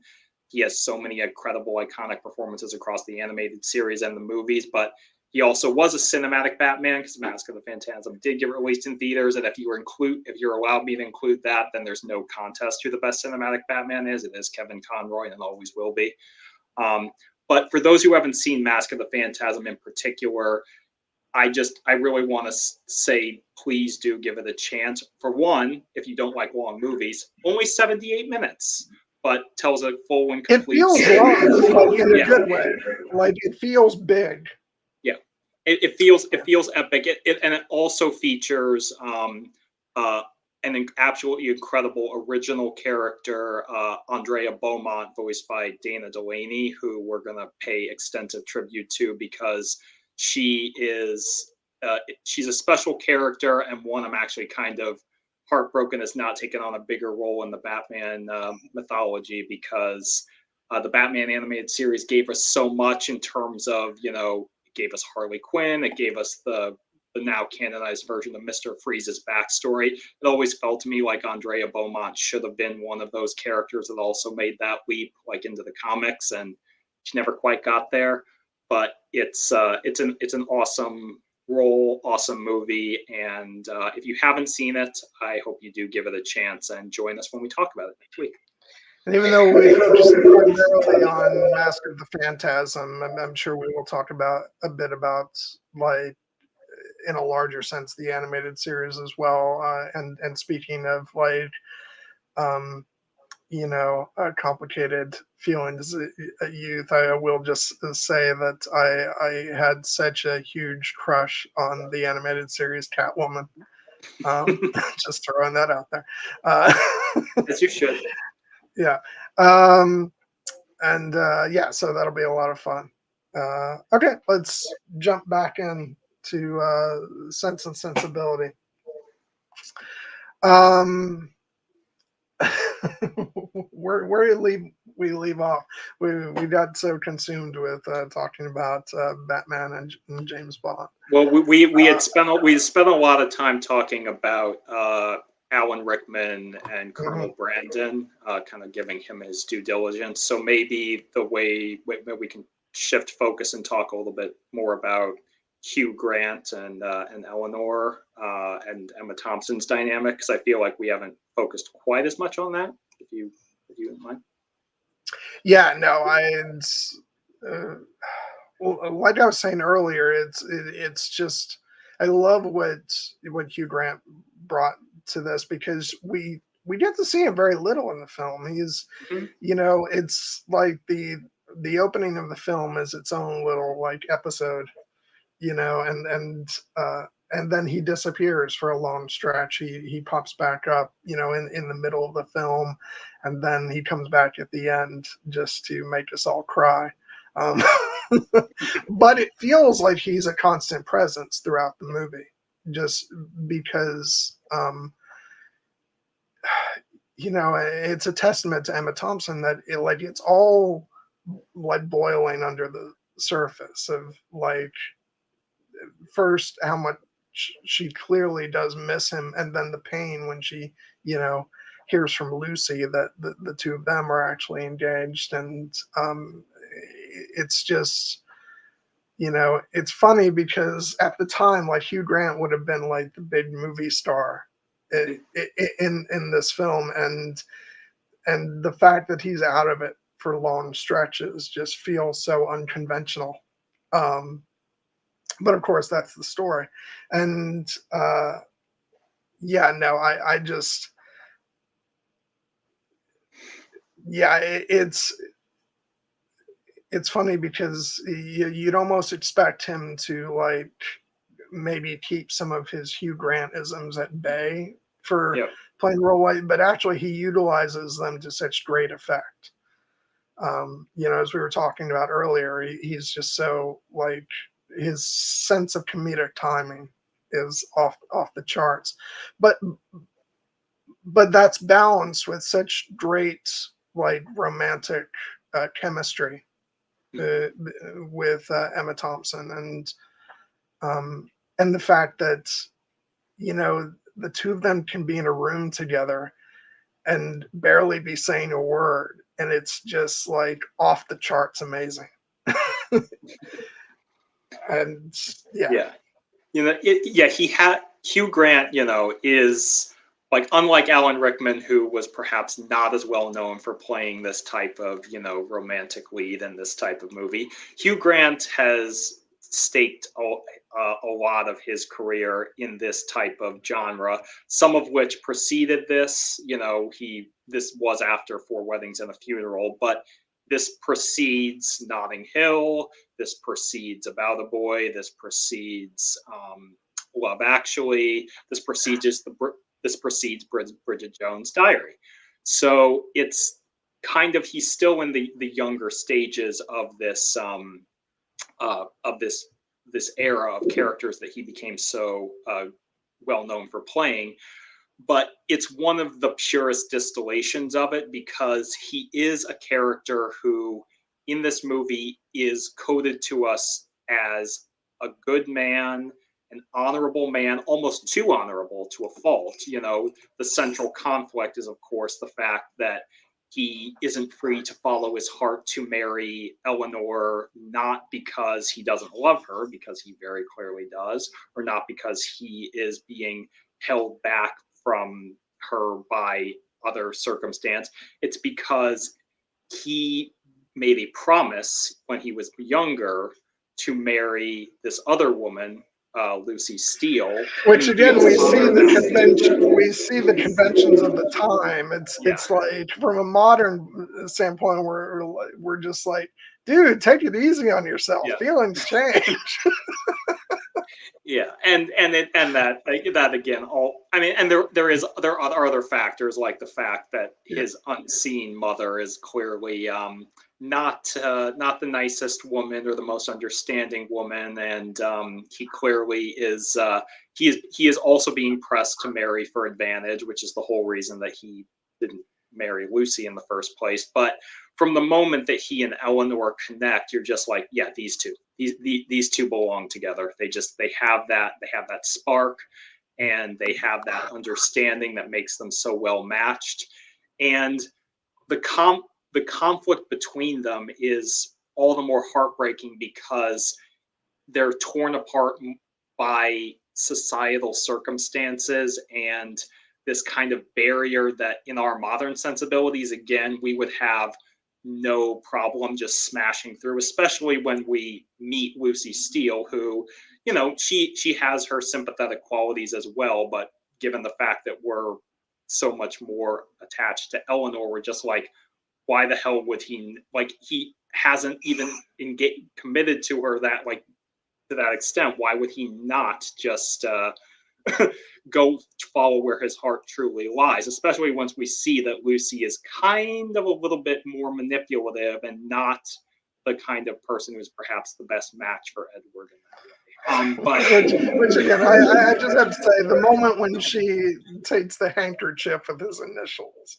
and just is like, you know, that's the point where you're like, oh God, she's the worst. Yep. Shout out to Imogen Stubbs. She plays Lucy's kind of underhandedness very, very well. But with Edward in particular, we talked about how he's given that sympathetic interaction with Margaret, the younger sister, who just becomes an all-out champion for him, and he charms Eleanor's mother, and he charms Marianne, and obviously he charms Eleanor, and you're like, this is perfect for these two. But then, of course, as you rightly pointed out, he vanishes for a long stretch of the movie, and it's a testament to Hugh Grant's performance that you miss him when he's gone. Like, he is very much his absence is what kind of creates the open, aching wound at Eleanor's heart at the film's center, because she can't be with the man that she loves because of his circumstance, and because she is unwilling to breach that convention herself, because Eleanor's like repression is so great throughout the movie that she's very so committed to being the sensible one and taking care of everybody else that she barely is able to confide about her own affections to her own dear sister Marianne, who wants her to confide in her about these things. And like that scene earlier in the movie where Marianne sneaks into the Eleanor's room and is trying to like prod her about her feelings for Edward, and is reading off the poetry and like throwing Eleanor's words back at her, and Eleanor's like trying to get like, stop it. But you can tell that like Marianne knows what's going on, that and when Eleanor basically is like, I like him very much, and Marianne kind of delightfully mocks her. It's like it's a real moment of sisterly bonding affection, but it comes back in that absolutely hammer, like devastating way in that later scene when Marianne has now lost Willoughby and she's despondent, and now she sees that the circumstances come out about why why Eleanor can't be with Edward, and Eleanor just seems willing to accept it as the way of the world, and that's when Marianne kind of like jumps at her with always resignation and acceptance, always prudence and honor and duty. Eleanor, where is your heart? And that's the moment when Eleanor breaks emotionally, and we get the wonderful scene where it might be the best part of writing in the entire movie, but what were you going to say? Sorry. What do you have in front of you? I do have it in front of me. Okay. Then I'll let you read it. Oh, I was going to say, you can read it too. I just wanted to, I'm not going to do this as the due diligence that Emma Thompson would, but either in writing it or in performing it. But when she, when Marianne like gives her that "Where is your heart" speech and like touches her sister's face, and that's when Eleanor like pushes her away, and she just, you can see her eyes are tearing, and she like is pacing back and forth, and she says, quote, "What do you know of my heart? What do you know of anything but your own suffering? For weeks, Marianne, I've had this pressing on me without being liberty to speak of it to a single creature. It was forced upon me by the very person whose prior claims ruined all my hopes. I have endured her exaltations again and again, whilst knowing myself to be divided from Edward forever. Believe me, Marianne, had I not been bound to silence, I could have provided proof enough of a broken heart, even for you." And then she breaks down and she cries, and your heart just shatters for her, because that's the moment when you realize just how much pain she's been in throughout this entire movie, and how she's been keeping that pain all to herself, even though she had characters around her who loved her, would have happily shared that burden with her, but she didn't let it on because she was entrusted with this secret by Lucy, by Edward, and she just felt it wasn't her place to share it. And so she bore that burden alone until she couldn't bear it any longer. And then when that happens, your heart breaks for her so badly. And it's a wonderful moment of performance from Emma Thompson. And this is what I was talking about when I was talking about Emma Thompson knowing how to write to her character's strengths, but also give the space within that writing for, to find the character in her performance as well, because this is the moment when the magic of those two really intersects at its peak for me.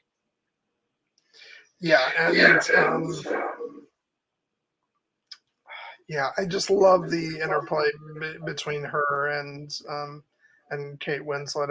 I was thinking earlier about the fact that I wonder when Kenneth Branagh cast Kate Winslet as Ophelia in Hamlet, because I was going to say, because this movie would be the perfect audition tape, just because there's several scenes of her, quoting Shakespeare.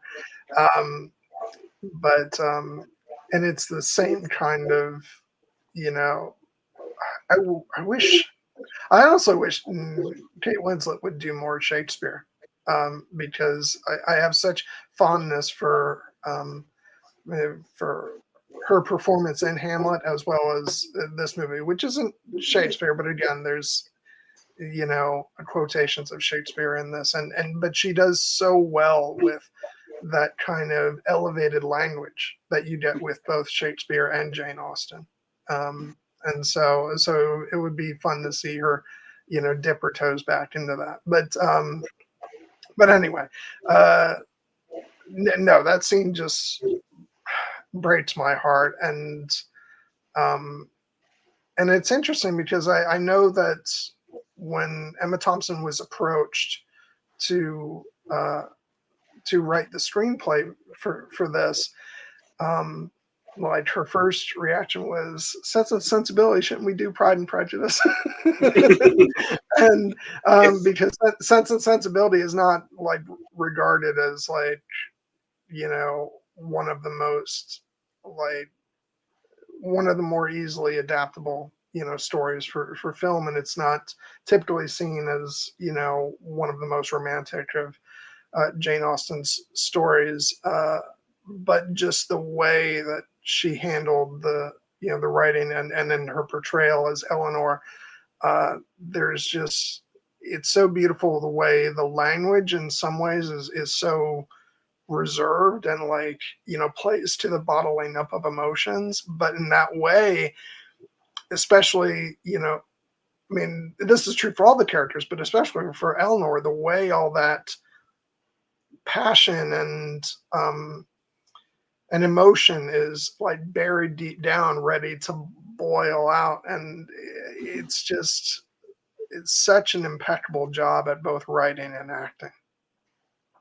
Yeah, especially like knowing Emma Thompson's personality and just how like incredibly witty and eloquent and, you know, delightfully bawdy and wicked in her sense of humor she can be. She is much more like in temperament, she's much more Elizabeth Bennet than she is Eleanor Dashwood, but she plays Eleanor Dashwood beautifully because she understands that the character is very much more of the sense and the restrained young woman who is has this incredible depth of feeling but doesn't feel at liberty to express it in the same way, and so she plays that until the moment when she can let that depth of feeling out, both in that speech that we articulated, then of course at the end when she learns that Edward is not in fact married, and she gets to finally release that sense of joy. Oh, and this is and that's the part I was talking about when when Edward comes to the cottage, and and that whole scene is carrying on with you assuming that he's been married to Lucy, and then when that comes out and just that slow dawning realization, and and then when she's like, so you're not married, and he just goes, no, and then the emotion and the cry that she lets out, that's the part where I was talking about, where my mom, like clockwork, every time we watch the movie she'd be like, that's great acting. And she was right. And it's just it's this person who has been keeping all this bottled up, and then is caught by shock by this turn of events, which she wouldn't dare hope for, uh, and she just can't do anything but let out this cry, and it's just so beautifully done. And yeah, no, I don't know how it is in the book. I only really know with this film is my sort of this is Sense and Sensibility for me. So I don't know how it is in the book or in other adaptations, um but I just love that it cuts from that to outside, where you're just getting the vantage point of Margaret up in the tree. He's sitting next to her. and then he's kneeling down, and it's so beautiful, and you don't need to see with your own eyes. It's just, and then of course the trick of then cutting to a wedding, and and surprising you again with the fact that it's actually Mary Ann's wedding, and it's just, this movie does leave me in a puddle of tears at the end. And all the more so just because, again, my mom loved it so much, and she would be crying at the end of this. So yeah, it's just, the movie has twice the emotional impact for me when it gets to its end. But I love the way that is, the way it's handled so much. It's beautiful. Yeah. And as Wheezy Squeezebox points out in the chat, I don't know about you guys, but if you're a chick, you cry along with Eleanor. We guys cry too, and we cry at this movie, and we cry like a bunch of babies. but, No, yeah. it's I think we established that when we did our Pride and Prejudice stream all the way back, at the beginning. We bore our feelings out for that, and so Yeah. And one of the things that is just because this adaptation is a little bit more of the classical, like, British period drama style, like as it was pointed out in the chat, we don't get the proposal scene itself. We don't get the big sweeping, like kiss with the soaring score, but the depth of feeling is clear. I mean, that, to be fair, that's one of the things that we love about like the 2005 Pride and Prejudice, is it indulges a bit more in that. We get the famous scene of Darcy and Elizabeth meeting in the field. We get the ending, the American ending, the real ending with them married at Pemberley. But what this scene reminds me of so very much is the scene at the end of Pride and Prejudice where Elizabeth, goes to her father and he gets his permission for her to marry Darcy, and we see, her convey that incredible release of emotion that she's been keeping in. Don't. Oh God, you're gonna set me off going about how like this is like obviously. God dang it! Now we just have to, we are actually going to be doing another stream on Pride and Prejudice, but we're just going to build up to it by also talking about the '95 version, just to have an excuse to cover the 2005 version again. But just quickly, like, if I'm not kept at bay, I will just go on right now about how much I adore that scene between Elizabeth and her father. Just the bubbling emotion of Keira Knightley in that scene, where that scene like makes me feel like I'm in love. Well, okay, you make the jokes because I'm looking at Keira Knightley, but no, on a serious note, like it gives that feeling of like that exuberance, and that's having your heart just opened up and pouring out with that feeling of love. And I think that scene does such a great job of like that's what's radiating from her. And so that's why I think we love that moment so much, as well as the entire movie. But anyway, I don't want to get sidetracked too much. Well, I mean, I brought it up for a reason. It's because, like, I love that scene too. And yes, we will be talking about the Pride and Prejudice again, both the '95 version and the 2005 version. This stream was actually was meant to be part of that lead up, but we decided to do it a little bit earlier just because we couldn't wait to talk about this movie. By the way, this is a perfectly valid interpretation. Actually, for a long time, that was my interpretation. Now I'm a little less certain. It kind of feels like maybe Eleanor and Edward are already married, but also like I don't know. I think it's ambiguous. I kind of like the double wedding idea. So I'm not sure where I stand on what it should be viewed as, but either way, it works great. Yeah, I mean that was my initial interpretation as well the first time I saw the movie, and now I'm wondering if it's just meant to be Marianne and Brandon's wedding. But either way, it's clear that Edward has proposed to Eleanor, and they will be married soon if they have not already. So if it is a double wedding, if it is a double wedding, one of those couples is certainly stealing the spotlight. That's all I'm saying. I mean, it's a delightful scene. It really is.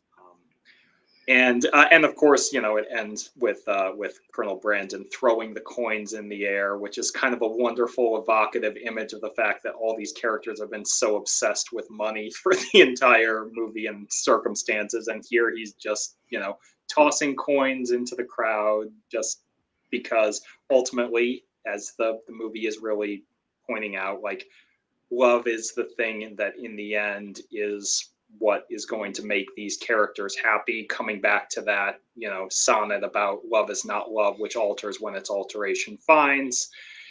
It's these characters are well matched because they are of their personalities and their temperament and their personal affections for one another. Neither Edward or Eleanor or Brandon and Marianne marry for advantage. They marry because they are in love with each other. And that is, Edward very noticeably is stripped of his inheritance and goes on to, as now it's being given to his rather loathsome younger brother, who of course Lucy Steele runs off with as soon as she has the chance.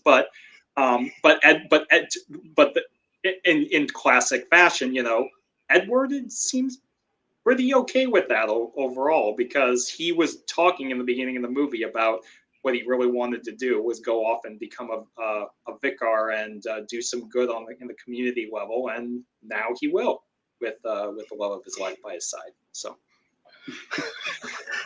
I feel like I keep saying this character is the worst, and Robert Ferris. So, like, he and Fanny are just such, like, Edward feels like the out of place one, and Robert and Fanny certainly, definitely feel like brother and sister. It's like, okay, you two clearly, fed off of each other's awfulness, growing up. Yeah, it's amusing the fact that Edward is very much the black sheep of his family by being the not horrible one. so he's the white sheep. My dear sister, they did just lose their father. Yeah. That is no excuse. Oh God. I do want to talk about, like, before the very end of this film, of course, the whole sequence where they're returning home and Marianne is, caught out in the rain because she goes over to see Willoughby's, big what would we call the estate? Yeah. And then of course Brandon finds her, and this time it's an actual good guy carrying her home from the rain, but she gets very sick, and like just the acting that follows and the scenes. I don't know it verbatim, but when Brandon says, give me an occupation in Mustache Wood, or I shall go insane, or mad, or something to that effect. And it's just like,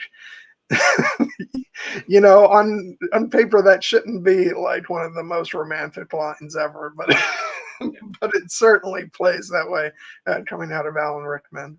And then of course the scene where Eleanor is just, over Marianne's bed and just saying, I can't do this without you, and it's just, again, like an acting tour de force from Emma Thompson. It's just so emotional, and the relief that you feel when she wakes up the next morning, and Marianne has woken up, and the doctor, feels her temperature and then just smiles, and everything's going to be okay. It's such, and for that to be the opening moment of like Marianne softening towards Brandon, and then the scenes that follow, between them, and it's just, it's beautiful, and it feels like, and coming out of that, it feels like healing from some of the more tortured parts of the film. Yeah, and it's a critically important scene in the movie, not just because it's made clear to us that Marianne is in fact deathly ill, and the chance that she could die is a very real possibility. But also because for as much as this movie is like a romance between Eleanor and Edward and Marianne and at first Willoughby and then Brandon, it is also a love story between two sisters. Effectively, like Pride and Prejudice, bringing it up again, like the bond between Jane and Elizabeth is unshakable, and in that's another feature throughout Jane Austen's work is these kind of sisterly bonds and affections, and the bond between Eleanor and Marianne, even though they're two very different women, and they have very different outlooks on life and approaches to handling their love and head sense versus heart sense. You never for 1 second doubt the depth of affection that these two have for one another. And when Marianne is at death's door and Eleanor is there, like holding her hand and begging her and pleading her to stay with her, don't leave me alone.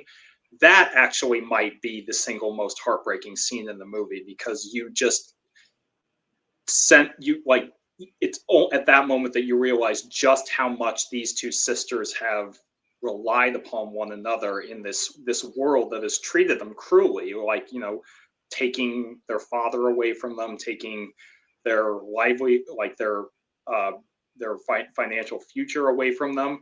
They have borne it all, and they've borne it all because they've had each other and they've had their mother and their younger sister. But given that the two of them are closest in age, they very much are the ones who have supported each other the most through this entire endeavor. And the idea that Eleanor could lose Marianne and have to face these circumstances alone, she rightly says, I don't know if I can do this without you, because she's never had to. And the fact that, that it's very cinematically, appropriate that that's the moment that ultimately gives Marianne the strength to fight her deathly illness and rally, because all due respect to good Dr. Oliver Ford Davies, Dr. Harris there, he may be the best in the county, but by modern medical sensibilities, speaking as a physician here, I don't think the letting of the blood is what healed her. I saw that and I was like, oh dear God, that's right. They were still doing bloodletting. Oh, No, it was the power of love that healed her. But I'm happy to allow that in the movies, because it is a very real thing. Like it is, she was very sick from having taken the walk in the rain, having caught the deadly flu or what other infectious fever it was. But the reason Marianne was dying in that scene was because she had given up. She had lost hope. She was effectively dying of a broken heart there. And the reason that she's able to rally is because her sister lends her strength. And it's a very real thing. It's like you need to have a reason to want to live, to fight these things. And ultimately, Eleanor gives Marianne hers. and I'm glad you mentioned that about their love story, because really that is the central love story of this film. It's we have a couple different ones, but I definitely feel, and that's the I think that's probably the power of this story. And even though, okay, with Pride and Prejudice, we can pretty certainly say the central love story of that movie is Elizabeth and Darcy, but also we do have the relationship between the sisters in that film too. But I think what's powerful about this story is that that's around the thing around which everything else happens, is the bond between these two sisters. Um, and I think this scene really does drive that home, that they need each other. Yeah. more than either one of them needs any other man, even though, of course, the story does end with them getting getting their men. But yeah, and I think that's a very powerful statement and very contemporary. Honestly, even though there's a lot of stuff, obviously, in Jane Austen stories which are not contemporary, but there is a lot that is.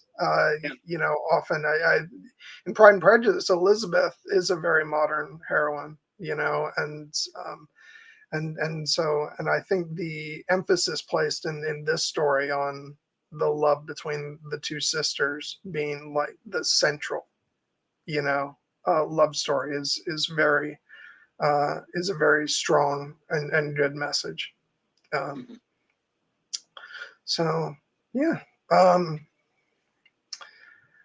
uh, it's just such a beautiful movie, and again, I'll bring it full circle, and I'll talk about the brilliance of Hugh Laurie in this whole sequence. How the fact that his comedic timing was off the charts, elsewhere in the movie, and then he brings this real sort of dramatic heft to again a very minor character, where he's very concerned for Marianne, and he's like and he departs the movie with if there's absolutely anything I can do, Miss Dashwood, it's again small role, but it's just amazing how you can have this minor character who's just interjected some funny lines along the way, and then it, can hit you with some dramatic and serious moments, and I think it's the power of good writing, which this movie has in abundance. Indeed. Uh, yeah, and it serves all the minor characters incredibly well. Obviously, within the adaptation, there are characters that are going to be cut from the story, but the ones who are here are served well. Shout out to, just because we haven't mentioned, Gemma Jones, who plays Mrs. Dashwood, who it gives a very empathetic and warm performance as the girl's mother.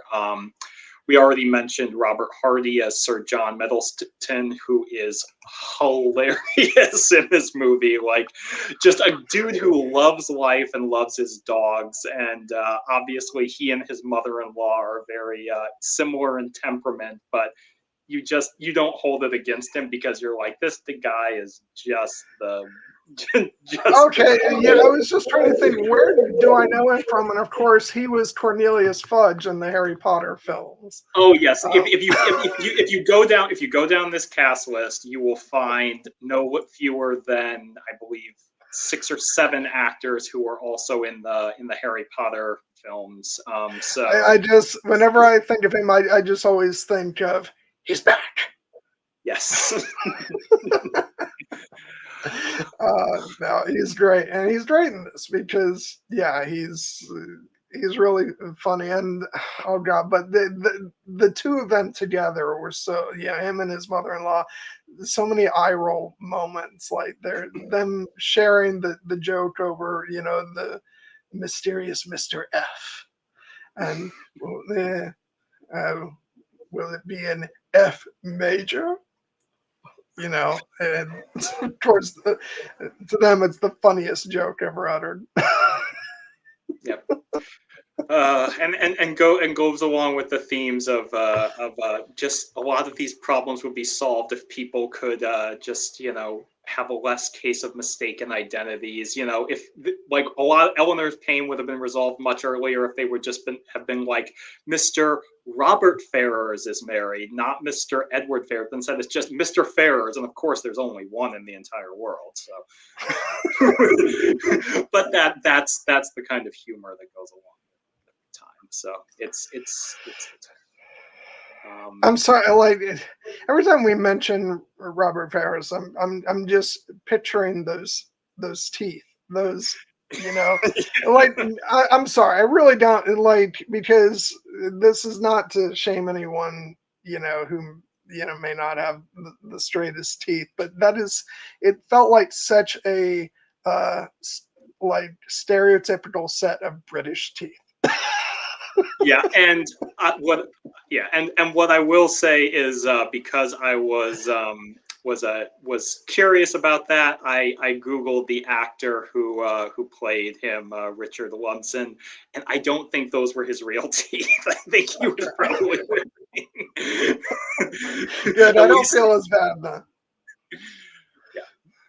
But No, my favorite, like, side note, my favorite thing about that is they hired an actor for the 5th season of Boardwalk Empire to play the young Steve Buscemi. And he does have some bigger teeth, but I think that the teeth they put in him were fake teeth, like on top of that. And they were way bigger than even Steve Buscemi's teeth. I was like, restraint, guys, pull it back, pull it back. Oh, unless those really were the actor's teeth, in which case I apologize. I really do. But I think they were prosthetic. yeah. But yeah, no, and the point is to, like,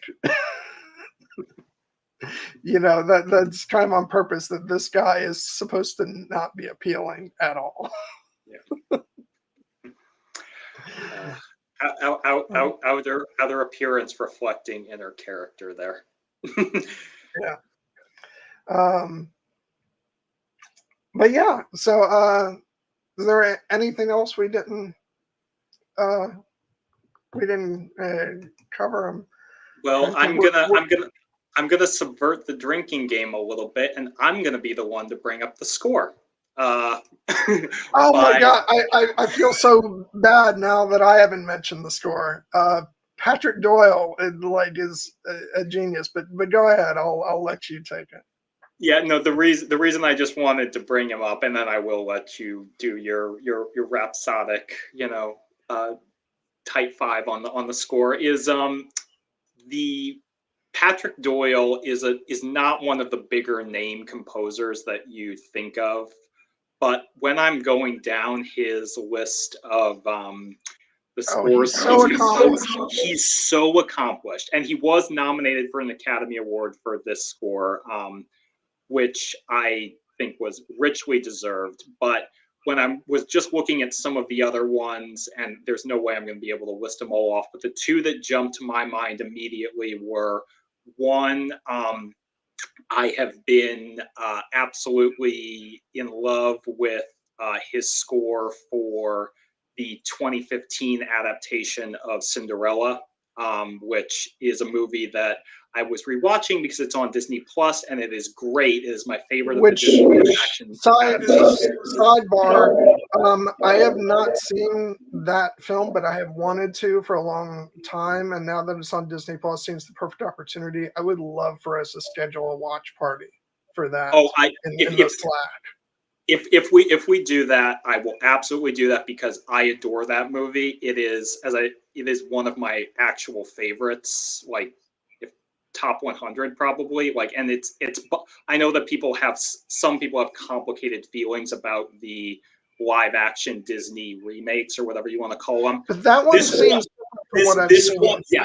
this one, my personal opinion, is by far the best of the lot. I actually think it's better than the 1950 animated classic. Incredible performance by Lily James, and I said my opinion, and it's hard earned. Incredible performance by Lily James and Richard Madden and Cate Blanchett, among others. But what I will just Patrick Doyle's score in that movie is transcendent. I love it so very much. And it's one of the things that makes you, as you said, believe in love, that the music in that movie. You said a couple titles caught your eye. The other one that is kind of a little bit more not understated, but he's worked with Kenneth Branagh a lot, and famously, Kenneth Branagh did actually do a Marvel movie. He did the first Thor, and his score for the first Thor movie is actually, I think, my favorite MCU score. It has some just absolutely majestic themes in it that I have on my iPod, and I listen to a lot. And think that it really is the idea of like science and magic blending in that movie. His music is what makes that work for me. Obviously, he's also done a couple of other, Kenneth Branagh movies. Did Henry V. He has done. He did the 1996 Hamlet. He's done Gosford Park, Harry Potter and the Goblet of Fire. But the two that really jumped out at me are Cinderella and the first Thor, and then this movie, which I think is a beautiful and understated score as well. He had the very thankless task of scoring the first non-John Williams Harry Potter film, and I did not envy him that task. I think I actually like his work on that film more than the work of, oh God, I'm trying to remember who it was that did Order of the Phoenix and Half-Blood Prince. I can't remember the composer's name. But and then I think Alexandre Desplat did a great job, in the Deathly Hallows films. But Patrick Doyle's score for Goblet of Fire is actually really spectacular in my opinion. But my favorite score of his is the 1996 Hamlet. You want to talk about a sweeping romantic score? Oh my God, especially the love theme for Hamlet and Ophelia. Oh my God, it's just breathtaking. And then the scene where Hamlet is, spoiler alert, is arguing with oh God, it's been a long time since I've seen the movie, so I don't, or even any version of the play, so I don't remember all the characters' names. But it's where he's arguing with Ophelia's brother over her grave, and he's just so impassioned. By the way, Kenneth Branagh is off the charts, amazing in that, surprise. But the music just is soaring, and it's breathtakingly beautiful. It's one of my favorite scores of all time, honestly. Patrick Doyle is a genius, and he's just not as well known. By like general audiences as, composers like John Williams or Danny Elfman or, what have you, but he's up there. And the score for this film is very beautiful. It's not the one that I normally immediately always think of when I think of Patrick Doyle, but yet every time I turn on the movie, like one of the first things that hits you is how beautiful the score is. Yeah. And also the fact that they used the score in the trailer for Pride and Prejudice. So yeah, which was not an accident, I'm sure. But yeah, it's also one of the qualities of it is like it also builds off the music. Laertes. That's Ophelia's brother. Yeah. Thank you. It builds off the music that is diegetic within the film itself, like the piano pieces that Marianne plays. The score like amplifies them as well and blows them out into the bigger non-diegetic pieces of music. And so I think that the score is lovely. It's not doing the same kind of sweeping quality that something like Dario, I'm blanking on that. Dario Marianelli, yeah. But I actually think it's very sweeping in its own way. It's it's I don't know. They're definitely, because each of those composers has their own unique voice, but I think that this score has a sweeping romanticism to it that is extremely well suited to the story, and just makes the heart soar, like when Marianne is standing in the rain at the end of the film, quoting, Shakespeare again, and it just makes you weep. It's so gorgeous. Yeah, it is a beautiful piece of music, and it's well matched to the film, and it's the style that it operates within. So I Patrick Doyle is one of those composers that, as we said, he isn't thought of on quite the same level as like some of the other composers who we've lauded on this channel, but he is right up there in my view, because he has done some amazing work for a varied array of films over the years, and he's an incredibly talented musician. So I'm glad we had the opportunity to shout out his work here. And you've actually made me want to revisit listening to the Thor score on its own, because I actually don't think I've ever listened to it apart from the film. And the thing about Marvel movies, particularly those early ones, is I felt like they had a tendency to bury the score under the sound design a lot. Whereas back in the days of like Star Wars, you'd have the score being front and center, and I feel like that has not been the default setting for Marvel films, and so it'd be nice to give that score a chance where where it's just the score, and but I know that his theme, his main theme for that first film, I think they should utilize it more for his character, because I know they brought it back at the end of Thor Ragnarok, and it was very effective. Yeah, well, that was one of my favorite moments of that movie, was when they brought that score back in, because the love theme between Thor and Jane in that movie is just beautiful and sweeping, and it's gotten a lot of play on my my playlist. So I would I always tip my cap to Patrick Doyle for that. I do think that his Cinderella score is probably my favorite of his, but this one is up there as well. It's a beautiful piece of music. I will say, like, and speaking of like, it's still connected, but it's a little bit off topic. Speaking of his score for Thor and the other Marvel films, if there's one critique that I had for the score for the last two Avengers films, particularly Infinity War, was that as beautiful as Alan Silvestri's scores were for those films, he didn't quote the established themes for other characters, with the exception of Captain America, which he wrote the score for Captain America, the first Avenger. So that's why he quoted it. But I think that, given that Infinity War, especially since that was the movie where all the characters were coming together, it would have been nice to quote some of those other composers' themes.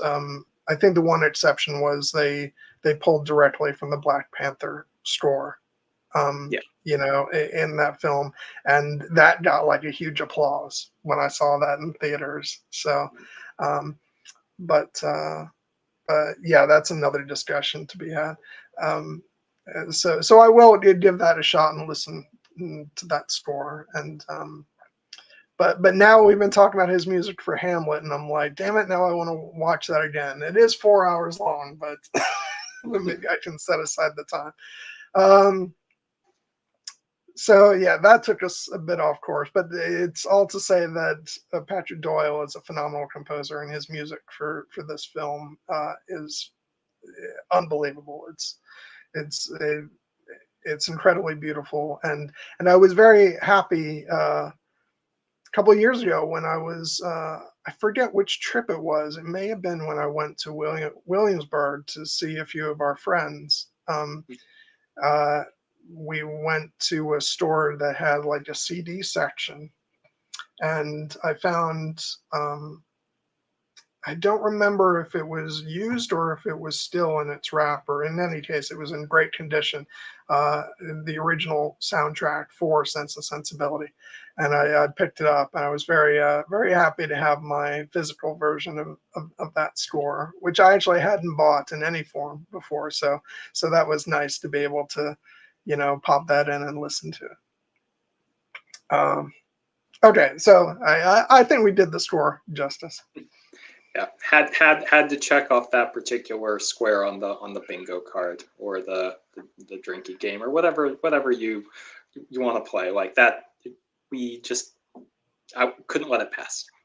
Yeah, and I will just start to close things off by once again, we talked about him in the beginning, but another big round of applause for Ang Lee, who Yeah. just did a hell of a job directing this film, his first English language film, and quite honestly, I think it's still my favorite film of his. Yeah. And he wasn't even nominated for Best Director for this, which I find appalling. But Yeah. Yeah, it was an unfortunate thing because this was the era when they still had 5 Best Picture nominees and 5 director nominees, and he was the one who didn't cross over, which may have had something to do with the fact he wasn't as well known at the time, or that this type of movie wasn't as respected in that era. This, we should note, is the Braveheart year. That year Braveheart won Best Picture and Best the Director. Braveheart year and the Apollo 13 year. Yes. And this was like, we talked about this being a big year for Jane Austen, adaptations. It was also just a huge year for cinema. Yeah.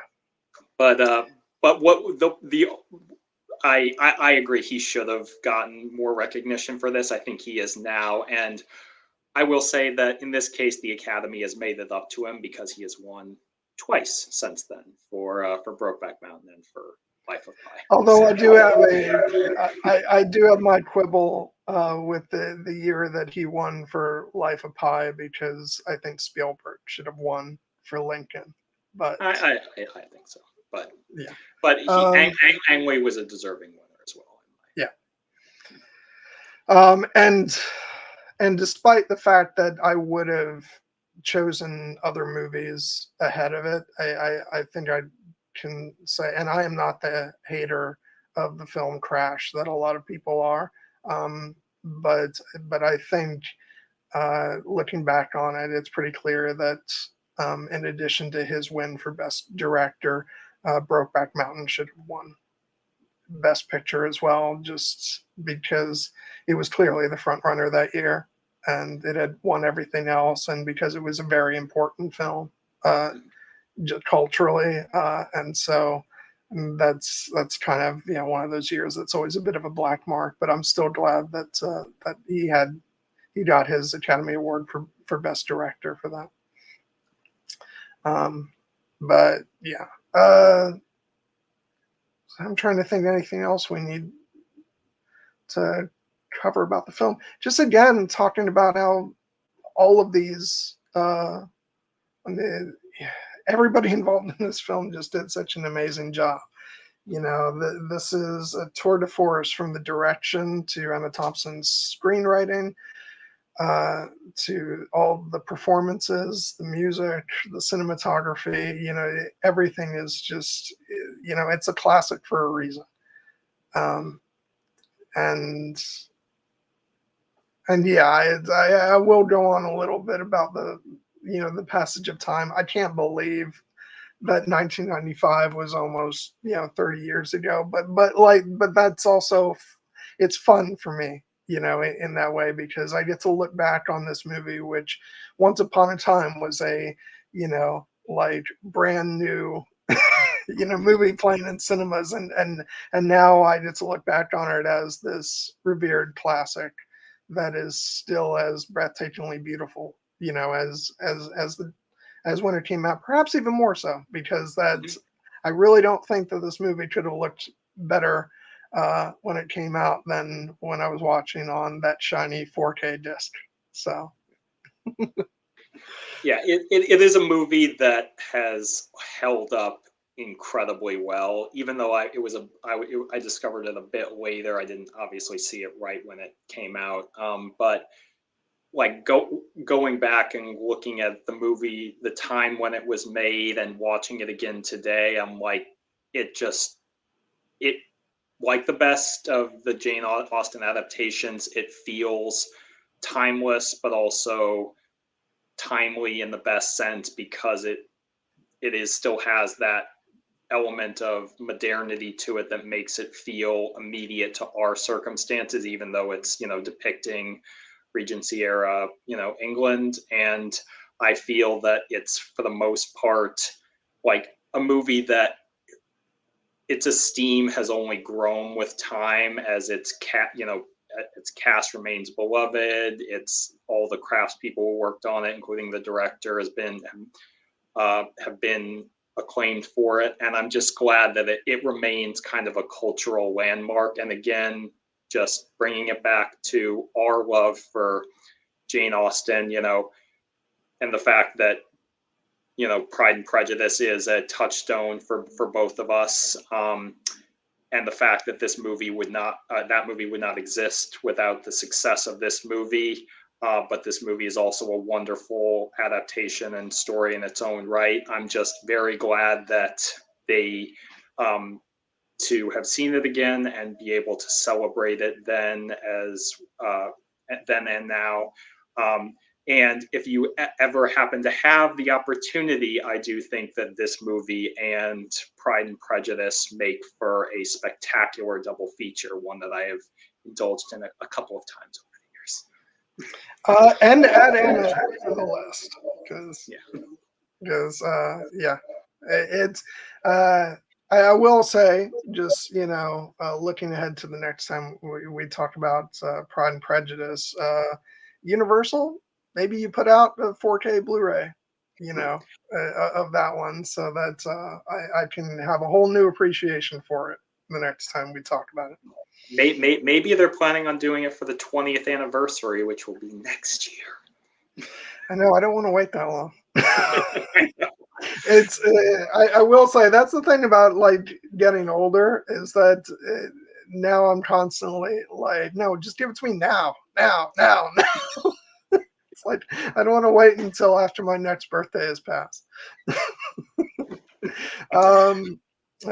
Speaking of which, coming up in 2 weeks, so I'm not thrilled about that. It'll be the big 4-0. So yeah, I will let you go on and on about the passage of time on that date, because that will be the time for it. But we'll also make it celebratory, as because it's a big accomplishment. Another turn around the sun. Can never take it for granted. I know. I just cannot believe me, who has always felt eternally like a little kid, which I think everybody does. I think that's the big lie about the human experience, is that nobody ever quite feels like a grown-up, but it's just hard to accept that I'm turning 40 years old. but I can go on about that on my actual birthday. But yeah, so unless you have anything else, I think we'll wrap up. Nope. 2.5 hours. We did a good job with this. Yeah. No, I mean it was a tighter stream for a very very tight and well crafted movie, and and I think part of it is also we know this isn't the last time we're going to be talking about Jane Austen and her brilliant work and the adaptations of it. So there will always be another venue for it. So I'm happy to leave it there. Yeah. So once again, here's what's coming up ahead. Next week, we'll be talking about Batman: Mask of the Phantasm. Which again, I'm so excited about. That's going to be a great stream, and we'll see how. Again, it's a shorter movie, so we'll see how long we stretch that one out.